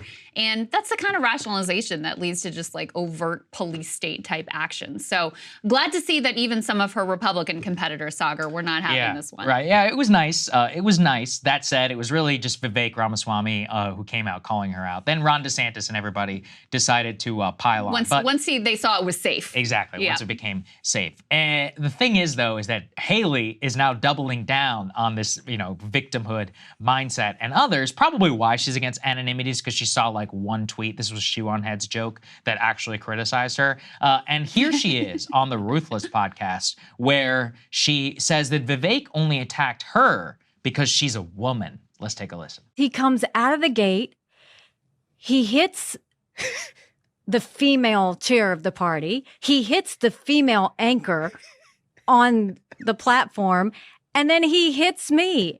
And I'm not saying anything. I ain't saying, I'm just saying. But he might have a girl problem. I'm just saying he might have a girl problem. He might have a girl problem. So when she says the female wing of the party, she means the RNC chairwoman. So are you not supposed to criticize the RNC chairwoman because she's a woman? And then you're not also supposed to criticize two women in a row, even though you're running against one. And he didn't say anything sexist. I watched it all live. Yeah. It was a criticism of her ability to do the job. And this is by the way, he clarified with us, he was talking about her and Ron DeSantis That's right, too, even on the heels. Yeah. The heels isn't even, it was gender neutral. That's right. In terms of its, applicability here. So what are we doing here? I don't know. I mean, the Nikki thing for me is a real Rorschach test. It's like, you either find her more, and I'm talking more for people on the right, because it's all this pearl clutching over attacking Nikki Haley and other. And I'm like, you know what? For me, it's simple. It's like you either hate Nikki or you hate someone like Vivek. Now, is Vivek a little bit ambitious? Is he a little bit, try hard, I guess is the right word? Yeah, sure. That said, I'm going to take it every goddamn day over somebody like Nikki Haley. I think you can leave space for people who don't like both of them. Yeah, but you don't have to choose between. I'm saying as somebody who's like, I guess, somewhat involved in this, I'm just like, Nikki, to me, like, she represents the enemy in every possible like aspect of that word. Everything that in the party, even in America, really, that needs to go and to die a death. And so when I watched Vivek give it to her, I enjoyed it. I enjoyed it a lot. And it was just interesting, though, to me, to see how much of the pearl clutching that occurred around like, oh, we can't attack her, or, oh, her daughter, oh, as if her daughter is not an important point when we're talking about TikTok. It's like they want to use all of the things that they criticize the left for to then defend themselves whenever they're in the actual critics chair. That's what bothers me. Well, she can call him scum. Yeah, exactly. Thank you. Yeah. But he can't raise an entirely legitimate point about potential hypocrisy, given that now she postures as all anti-TikTok, but her own daughter is on TikTok. That's a good point. That's not going after your daughter. That's making a point about you and whether you actually mean anything that you're saying. So that is beyond the pale, but her calling you scum, just complete ad hominem attack. I think that's very anti-Indian of her. That's what I think. Yeah, that's right. what I think. That's a good point. She's a self-hating Indian. That's what I think, Saagar, based on those comments. There's something to that. Although I'm not gonna really poke the bear. Yeah, on that one. How us in the Indian community feel about her. The other thing, though, is these people love their identity politics when it suits them, don't they? When it's convenient. When it's convenient, and she's always been one. Remember in her opening speech, it was all bio. It was all about her being like a trailblazer. She may not have used that word, but it was, very like gendered, her opening speech. And then she'd throw in a line of like, of course we're against identity politics, but also I'm a woman and look at my heels and I'm not kicking sideways or forwards or whatever the hell she said. And I mean, you also see it very much in the debate over Israel and suddenly the concern about anti-Semitism when, of course, there were a million like anti-Semitic incidents that they didn't care about before, but now when it comes to Israel, suddenly it's all of the safety language and all of the like identity language that had been used by the most annoying college kids on the left suddenly is being used here as well. And Nikki is chief among those in that category too. So yeah, when it suits them, they love to trot out identity politics just as much as the Democrats. Yeah, and then, someone made a good point, which is as objectionable as this all should be, it's really only people who are online who should care. This is why Nikki Haley is a terrible actual nominee for the Republican Party. Because here's what she said just yesterday when she was asked about the retirement age. Let's take a listen. Are you on board with cutting entitlements in a big and meaningful way? Social Security goes bankrupt in 10 years. Medicare goes bankrupt in 8. Anyone that says they're not going to take on entitlement reform means they're going to go in and be president and leave the country bankrupt. You can't do that. Yes, we have to do entitlement reform, but that doesn't mean you touch anyone that's in the system. We should keep our promises. America should always keep her promises. But for everybody coming into the system, like my kids in their 20s, you change it. You say we're going to raise the retirement age to reflect life expectancy. We're no longer going to do cost of living increases. We're going to do increases based on inflation. We're going to limit the benefits on the wealthy. And we're going to expand Medicare Advantage plans so that we have more competition. We have to start looking at a common sense way to do it without hurting people, but our kids know they're not going to get it. Yeah, so that is a better example of why she's so unelectable, as opposed as to, despite all of the comments and other from her team, it's just she's the worst as far as it runs the gamut for Republican politicians. So anyway, I'm at very least glad to see that people are recognizing how awful it is with those anonymity comments. We could have told you that all, though, long before she opened her mouth. I have an alternate theory about where the idea came from, because everything with Nikki Haley is calibrated for, like, what is a room full of billionaire donors going to think? These CEOs, they're so fragile. They think it's disgraceful that some anonymous peon online can come on and criticize them. So I have no doubt when she workshopped that at some big dollar fundraiser, they all thought she was the greatest thing ever, is the most brilliant idea of all time. And then she trots it out to the American public to everyone's absolute horror at what she's legitimately suggesting. I had not put that together, but you were absolutely right. It's like, just suck it up, and deal with the annoying comments. You have $1 billion. What do you care? Or don't look at the comments. Yeah, don't look you at don't it. have to. All right, next part. Candace Owens. Oh, man, I was licking my chops, I guess, waiting for Candace's response. Counterpoints did a good job covering yesterday. Ben Shapiro on video calling Candace's position on Israel, quote, disgraceful. Candace now appearing with Tucker Carlson on his X show, I guess you should say, yesterday, responding directly to Ben. Here's what she had to say. Quote, absolutely disgraceful, particularly a coworker. Seems like a pretty big step. What? And I really don't know the background here. What is that about? There isn't much of a background. I saw the video when everybody else saw it when I woke up. No one warned you about it. Nobody warned me about it. It looks like maybe he didn't know he was being recorded. It looks like it was some sort of a private event. I got no clarity on the issue that he was particularly speaking on. And in what was said, I can't respond to it beyond what he's saying because it's just ad hominem attacks. I don't know. Yeah, because it's not, we disagree, or I don't think she's correct, or maybe she doesn't know what she's talking about. It's absolutely disgraceful. Yeah, exactly. And so I can't respond to it on a level of intellect because there's nothing that he has expressed in that, at least in that short clip, that he fundamentally disagrees with in terms of what I said. But I will say that I'm not going to respond with the same ad hominem attacks. Yes. I don't think it helps further discussion. And if that was me that was caught on a video saying that about colleagues that I work with, I would be embarrassed. So I think that the video speaks more to Ben's character than it speaks to mine. Has he texted you to apologize or explain or anything? No. What tends to happen is, of course, we all have elements of selfishness within us. And so when it particularly pertains to an issue that impacts you, I was strongly speaking out against Black Lives Matter as an organization very early on as a conservative because I understood what the implications were going to be of defunding the police. Right. It was an issue that was important to me. I created an entire documentary to talk about this issue. Yes. And I held on for a long time and people began to see that actually I was telling the truth, and now we have more death in inner city communities than we had before. Yes. These riots and these George Floyd protests calling for defunding of the police. And I think in terms of this, that's what's also happened, is that people that are pro-Israel are pro-Israel, a lot of them, because they have family members in Israel. I get it. They have homes in Israel. Yes. And so they feel very attached to this issue. And, I was very happy to host somebody who was pro-Israel. He's a pro-Israel comedian on my show the other day. And I explained this to him. I said, you are demanding that we have this same response that you are having about what people are saying on college campuses. The rhetoric on college campuses hasn't changed. Did you not remember what they were saying, what professors were saying, the anti-white explicit racism that was happening, and not even just allowed in terms of student protests, but was written into the curriculum? So I actually think that was very illuminating. She called out Ben also on Twitter. Actually, well, I guess it depends. Who do you think struck first? I'm going to say Ben struck first. Candace then responded where she put out, I think it was a quote from scripture, where she talked about, like, blessed be the peacekeepers, because that's really, she's had a different view of all of this. Let's put that up there on the screen. That was her initial response that came after the video that came out. She says, you cannot serve both God and money. No one can serve two masters. Either you will hate the one and love the other, or you will be devoted to the one and despise the other. Now let's put the response, please, up there on the screen. Ben Shapiro, then last night, shortly before the Tucker Carlson clip debuted, says, Candace, if you feel that taking money from the Daily Wire somehow comes between you and God, by all means, quit.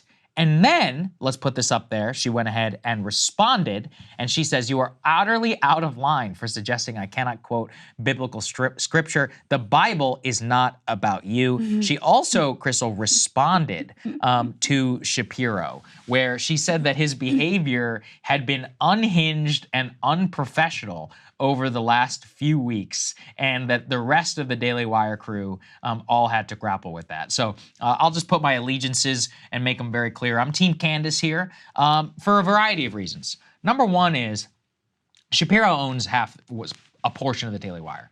You cannot trash your employee or somebody who works for you publicly and then expect to have a civil working relationship. That's an insane thing to do. If you don't want her to say that and you think it's quote unquote disgraceful, then fire her or shut up because you are the co-owner of this company and you know that you're on video. I think he knew that he was being recorded when all of that happened. And then second, why are we then dragging things out onto Twitter? You know, pick up the phone, man. Have a text with something, you know, between people. You cannot be hashing out this back and forth nonsense all in public. So there's a variety of things. This is all even post the actual view of the conflict, where I'm far, far more aligned. I'm probably the most aligned with Candace of any of the Republican commentators out there than anybody else. And it's crazy that that's somehow like out of bounds or anathema over at the Daily Wire. So there's a free speech hypocrisy. There's a basic like managerial issue here that I really find troubling. You know, you and I, we have people who work for us. Like, you can't treat people like that who work for you. It's crazy. So there's a variety of issues that are happening here of unprofessionalism and on the content side that I'm pretty annoyed by. Well, and Candace has said all kinds of wild and controversial things in the past. And that's fine. That was fine. That didn't cause this rift.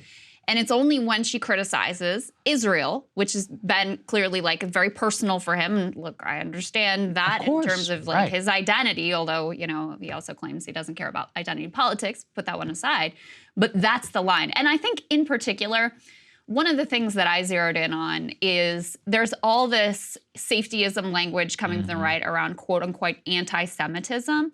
Well, what they really are objecting to is any sort of criticism of Israel, which is not anti-Semitism. Now, I'm not saying there's no anti-Semitic rhetoric out there associated with, you know, critique of Israel. Of course there is. But where they really draw the line is any kind of critique of the state of Israel. And the reason why it comes out really clearly here is you'll recall, Saagar, Candace had this line about Hitler that was roundly condemned previously. She said if Hitler just wanted to make Germany great and have things run well, okay, fine. When asked about the word nationalism, she went on to say the problem is he had dreams outside of Germany. He wanted to globalize. He wanted everybody to be German. There was apparently no issue with that comment and the potentially anti-Semitic connotations of it. It's only when there's a criticism of Israel that the line is really drawn. And we've seen that with a lot of the, just staunchly pro-Israel parts of the Republican Party. Like, it wasn't very long ago, Donald Trump was having dinner with now avowed Nazi Kanye West. And everyone was like, well, you know, what are you going to do? There was some condemnation, there was some criticism, but it wasn't this hard line as when you actually Trump got, I would say, with the right in more trouble for daring to criticize Netanyahu at the beginning of this conflict. That was more of a conflagration among the right than, you know, actually getting together with Nick Fuentes and Kanye West at that period in time. That's a great point. So the critique here, the care isn't really about anti-Semitism.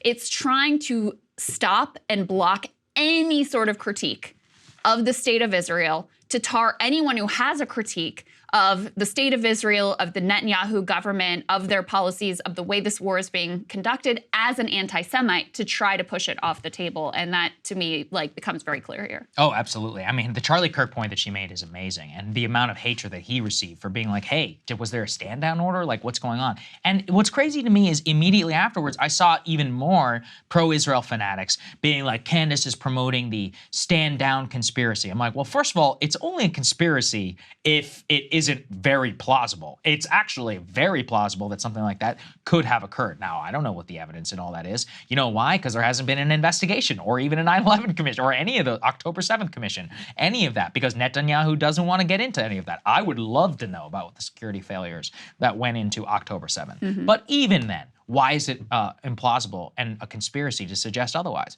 Why is it crazy to ask an entirely legitimate question? And that's really what they're demanding. They're demanding complete fealty at the end of the day to a foreign government. And if you're Israeli, that's completely fine. But if you're American and you're trying to get other Americans to have that same level of fealty, now we're in a whole other realm of discourse. Now we're fulfilling the tropes of dual loyalty, of which they claimed were anti-Semitic. So you can't have it both ways. We get to say and ask questions and do whatever we want here in this country. You do what you want in yours. And yet they're trying to have some sort of bridge between the two where they get to both claim anti-Semitism and then at the same time basically demand like complete validation of the Israeli government's narrative about what's going on. So anyway, as I said, I stand with Candace 100% on this. I actually think she's been a pretty good voice for a lot of this, and it's probably mainstreaming ideas to the Daily Wire audience that they never would have had heard before. So to that extent, I actually think it's important that she stay at the Daily Wire. I haven't heard everything she says, so I'm not going to co-sign it, but I appreciate that there are some dissenting voices. I saw her critical of genocide on Twitter. I appreciate that too. But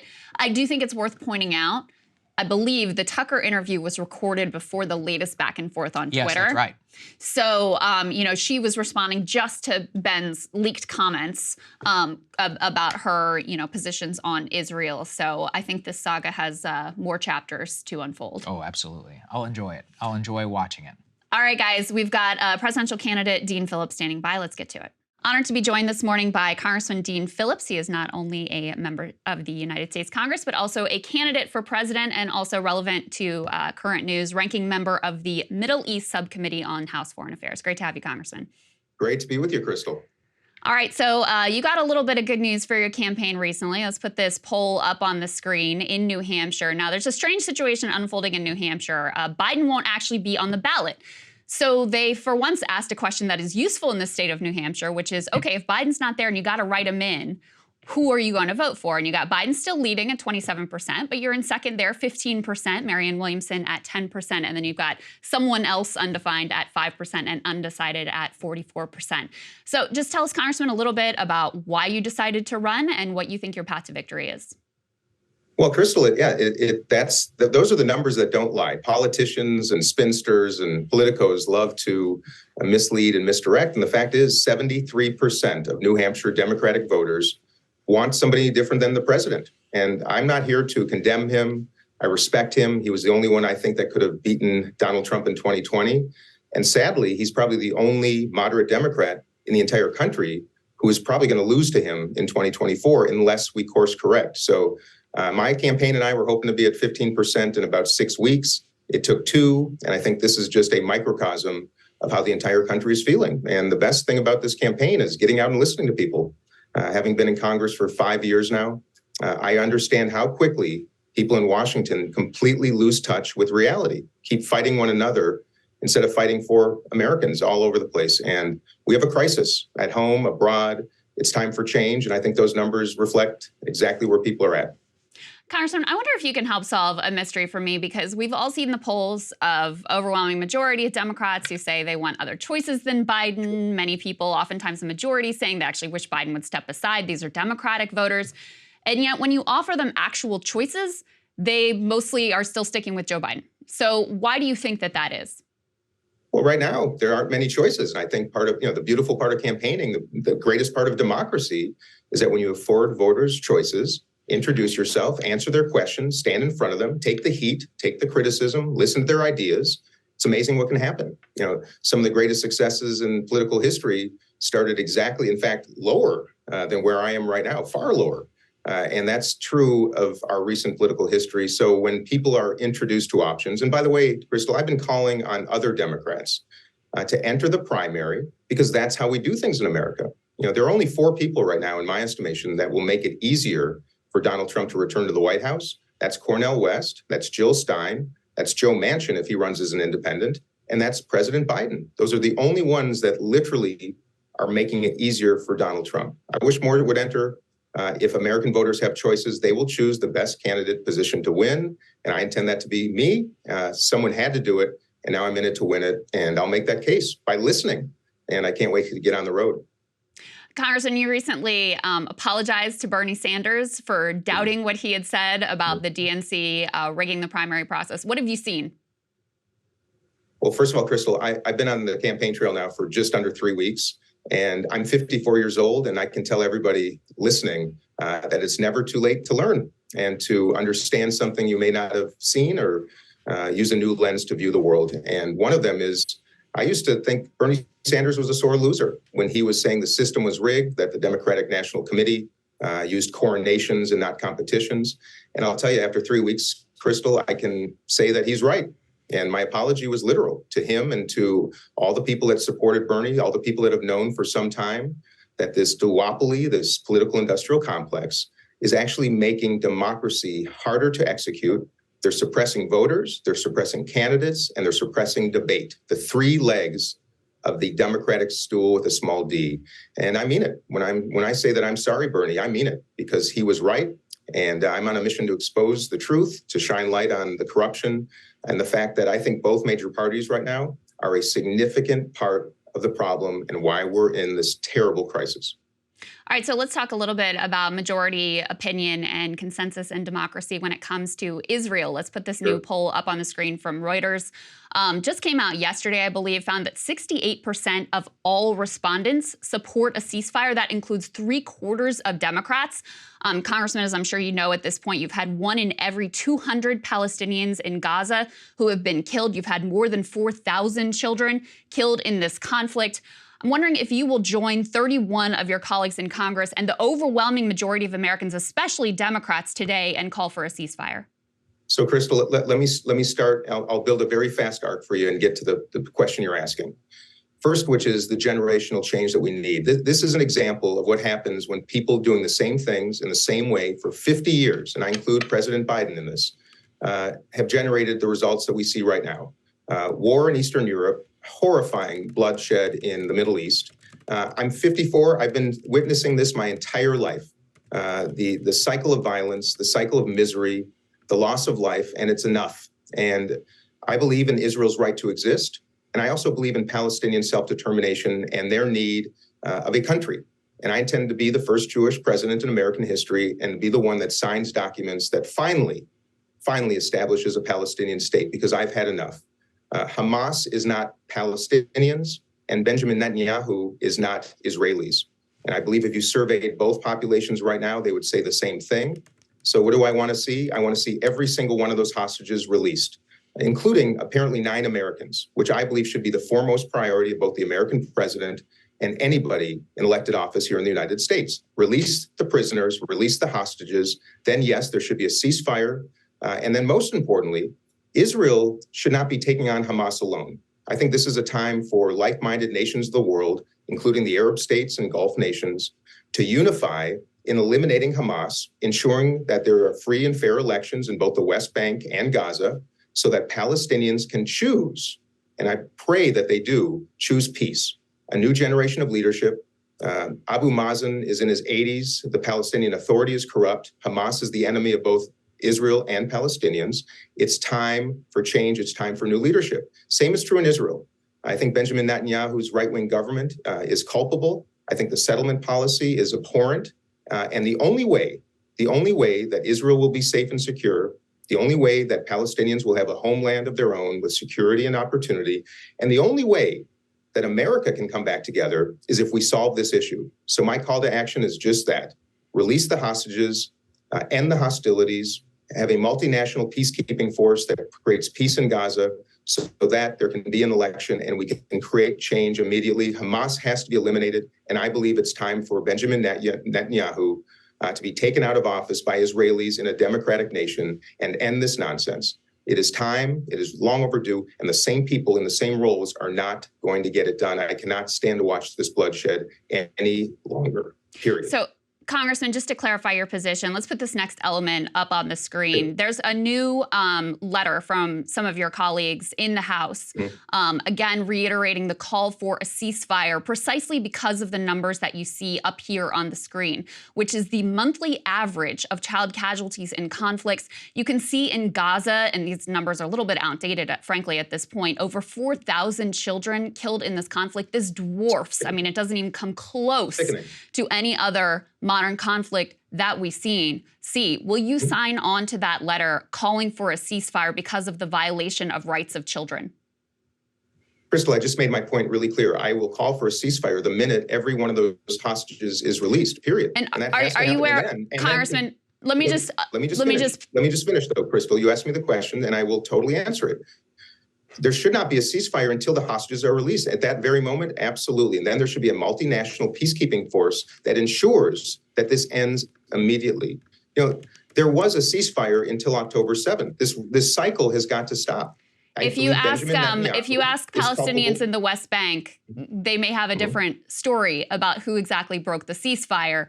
But I do want to press you on the piece with the hostages, because obviously hostages are very much put at risk by the indiscriminate bombing campaign that is being waged by Israel. And I'm sure you're aware of the reporting that said there was a hostage deal that was very close to coming to fruition, which was undercut and ultimately killed, and now they're trying to renegotiate it by the ground invasion by the IDF. So it seems to me that, you know, there have been actions taken on the Israeli side that have prevented the release of the hostages. And also it's worth mentioning as well, they're holding hundreds of women and children on the Israeli side, Palestinian women and children on the Israeli side as well. Any hostages should be released. Any civilians have got to be let go. I don't care who's holding them. I believe the American president has a clear and distinct mandate to ensure particularly the Americans are released. And Krystal, I think we're saying the same thing. These hostilities have to end, and they should end the minute Hamas releases the prisoners. This is not that difficult. So I don't understand why this is so complicated for people to understand. And I believe, by the way, I want to see pro-Palestinian and pro-Israeli protesters here in America unite behind humanity. That's whose side I'm on. I love Israel and I love Palestinians. And I believe this is sickening and disgusting. I cannot wait until this occurs, because I can't watch the videos that I've been seeing of babies being slaughtered. You know, I cannot stand, blood is red no matter whose it is. And I'm sickened, I'm disgusted, and most of all, I'm disappointed beyond belief of a generation of leaders, old generation, many of them in their 80s now, who have not solved this problem in decades. I'm a Jewish man. I love Israel. I love my Palestinian brothers and sisters. I care about humanity. I care about children. And the only way we can end this nonsense is to release the hostages and have the world unite to ensure that Gaza is safe for everybody inside of it. And by the way, Hamas wanted the overreaction that they got. That's why I'm so disappointed right now. Terrorists want an overreaction to change the game, and they changed it, but not in the way that the world needs. The only good thing now is that we have a chance, maybe the final chance, to prevent more tragedy in the Middle East, but also, Krystal, to speak on behalf of both the Jewish and Muslim community in the United States right now that are also at great and grave risk. I'm representing them because we're Americans here right now, and the only way we overcome this is exactly what you just said. I would just say release the hostages, have a ceasefire, have a peacekeeping force, have an election, and then the entire world must unite. By the way, the Chinese, the Russians, the Gulf states, the Arab nations have got to participate in this. And then when it happens, I believe we all have an obligation to ensure two things: that Israel is perpetually safe and secure, and that Palestinians have the infrastructure, the education system, and the resources necessary to build an economy and provide safety and security themselves. There will be Jews living in Palestine, and there will be Palestinians living in Israel as they do right now. By the way, the Palestinians living in Israel have more rights than any single Muslim in the entire Middle East has in most cases. So the truth is usually it is in this case. They still have fewer rights than Jewish Israelis. In some cases, Krystal, Congressman, like I just said, but Krystal, let me just repeat this. Two things can be true at once. The fact of the matter is Israel affords more rights to its Muslim population, Muslim Israelis, than any nation in the Middle East affords to their own. That is true. People need to know that. You know, Israel is a progressive nation. Benjamin Netanyahu is not Israel. Israel is keeping millions, before this war, millions of Palestinians in Gaza under a brutal blockade. They are keeping the Palestinians in the West Bank under a brutal occupation. They have assigned second-class citizenship to the Arab Israelis who, you know, are Israeli citizens. So to call that a progressive state, I have to depart from your analysis there. But I want to ask you a separate question, which is, you know, you described Putin's war on Ukraine as, but Congressman, let me ask you this question. Do you believe that Israel right now is committing war crimes? I don't have any, first of all, I don't have any evidence because I'm not a war crime specialist. I'm not an attorney in that respect. What I see is horrifying. There's no question that people are dying in an indiscriminate way. There's no question whatsoever. And by the way, and let me answer your question because it's a really important one. Every nation in the world should abide by the laws of the world as it relates to committing war. And the atrocities being committed in the Middle East, the atrocities being committed by Russia, by nations in Africa, by so many in the world. This is a bigger issue, Krystal. It's not just there. Well, I actually want to ask you about that. I actually want to ask you about that because you did describe Putin's war on Ukraine as genocide. You accused him of committing war crimes, and that came specifically after hearing testimony that involved his indiscriminate attacks on civilian infrastructure. And so far, and we have a graphic to this regard, Israel has damaged or destroyed roughly 45% of all housing in Gaza, 117 press headquarters, 68 mosques, 3 churches, 221 schools, and 115 health facilities. So you were able to identify that as war crimes when it pertained to Russia. Why the reluctance here? It's not reluctance. I'm telling you right now, I'm saying it once again. What I'm seeing happen in Gaza, I believe is both destructive to Palestinians and I think is going to be equally destructive to Israel and Israelis if this doesn't end expeditiously and immediately, and that should happen the minute all the hostages are released. If you're Hamas and you won't release the 200 hostages in return for creating a safe environment for every citizen you ostensibly represent, we got bigger problems. I agree with what you just said, Krystal. It's abhorrent.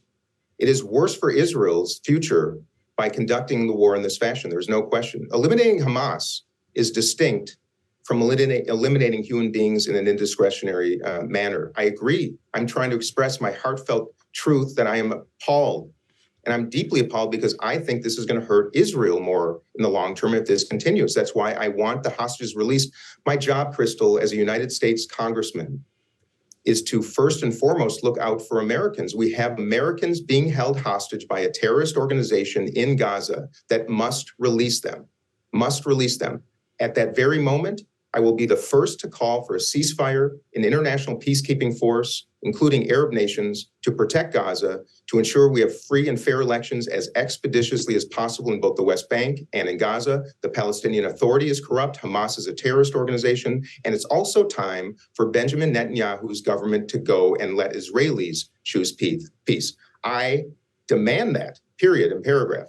And I think that's going further than many of my colleagues right now. And believe me, having traveled to Jerusalem twice this year, being in Riyadh and Turkey, trying so hard to push peace in the Middle East, I will not rest now. And by the way, the reason I'm running for president is it is time for a new generation to end this nonsense, end the wars, invest in peace, invest in diplomacy.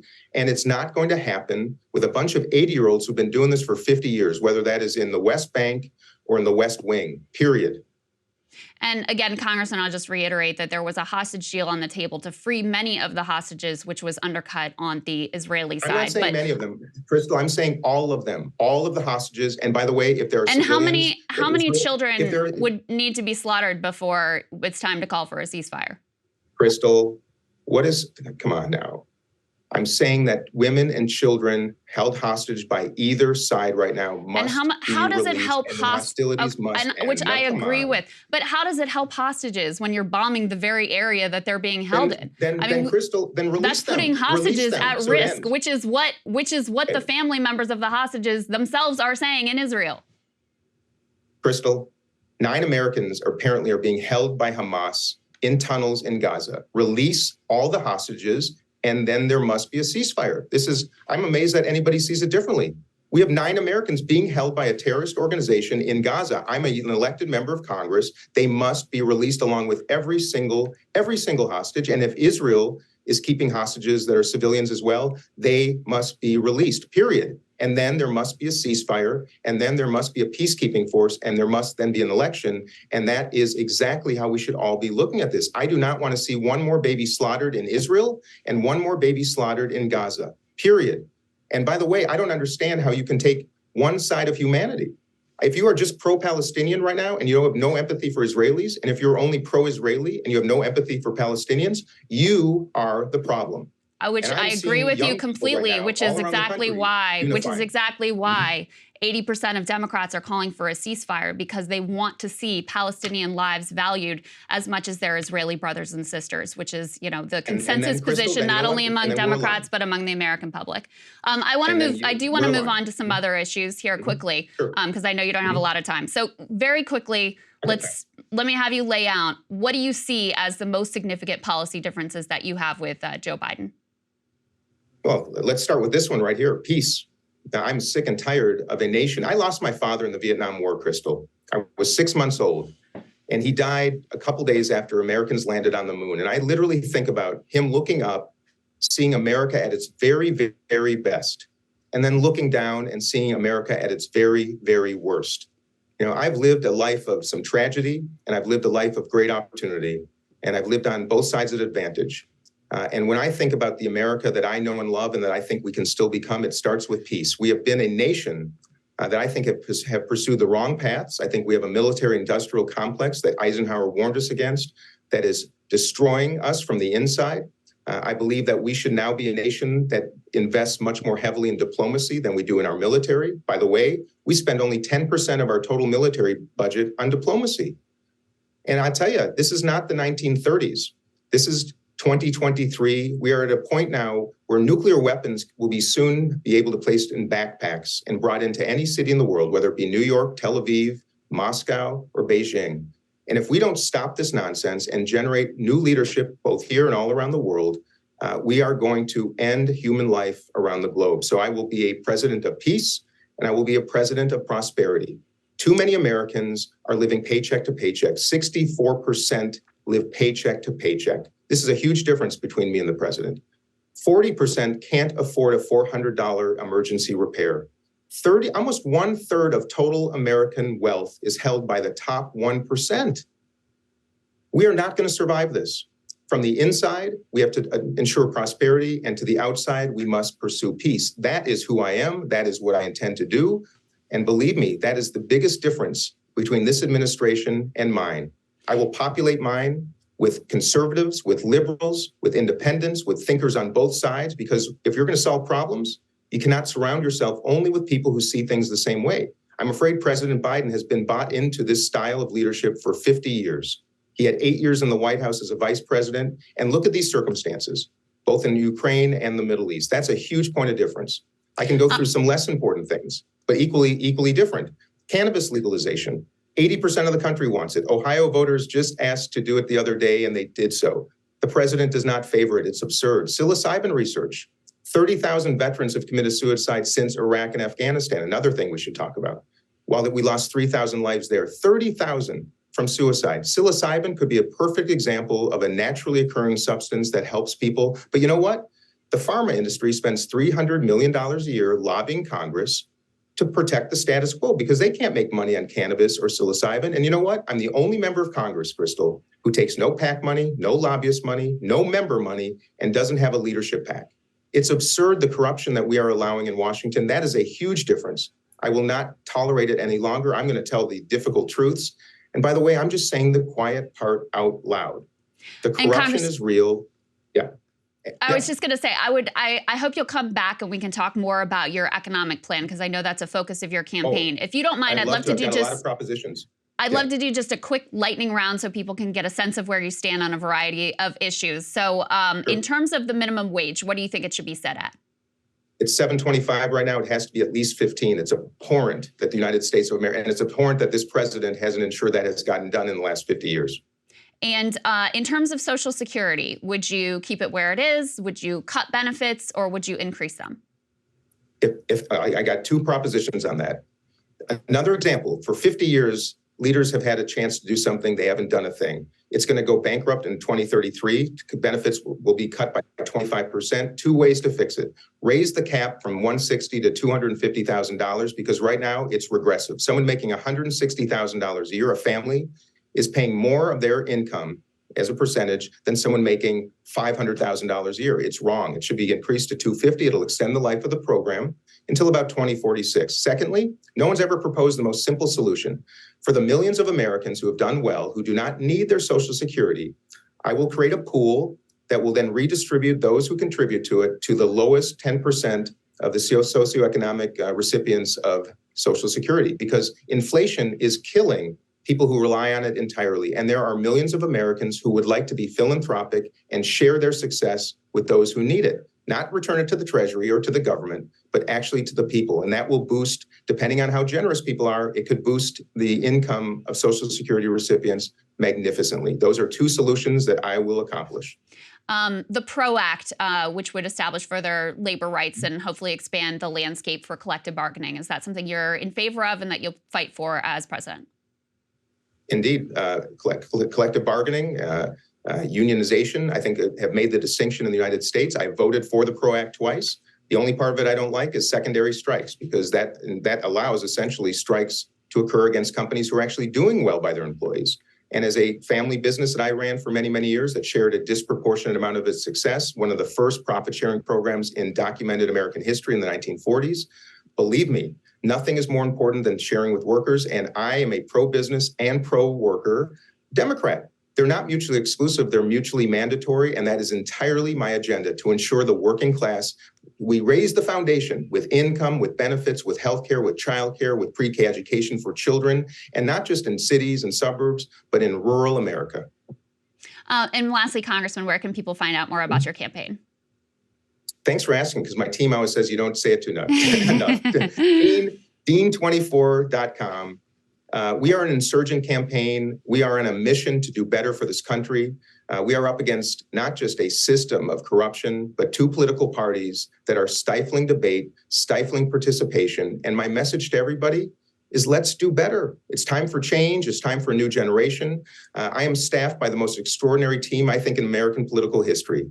Got Jeff Weaver, formerly Bernie Sanders campaign manager, on our team. Got Zach Grauman, who ran Andrew Yang's campaign in 2020.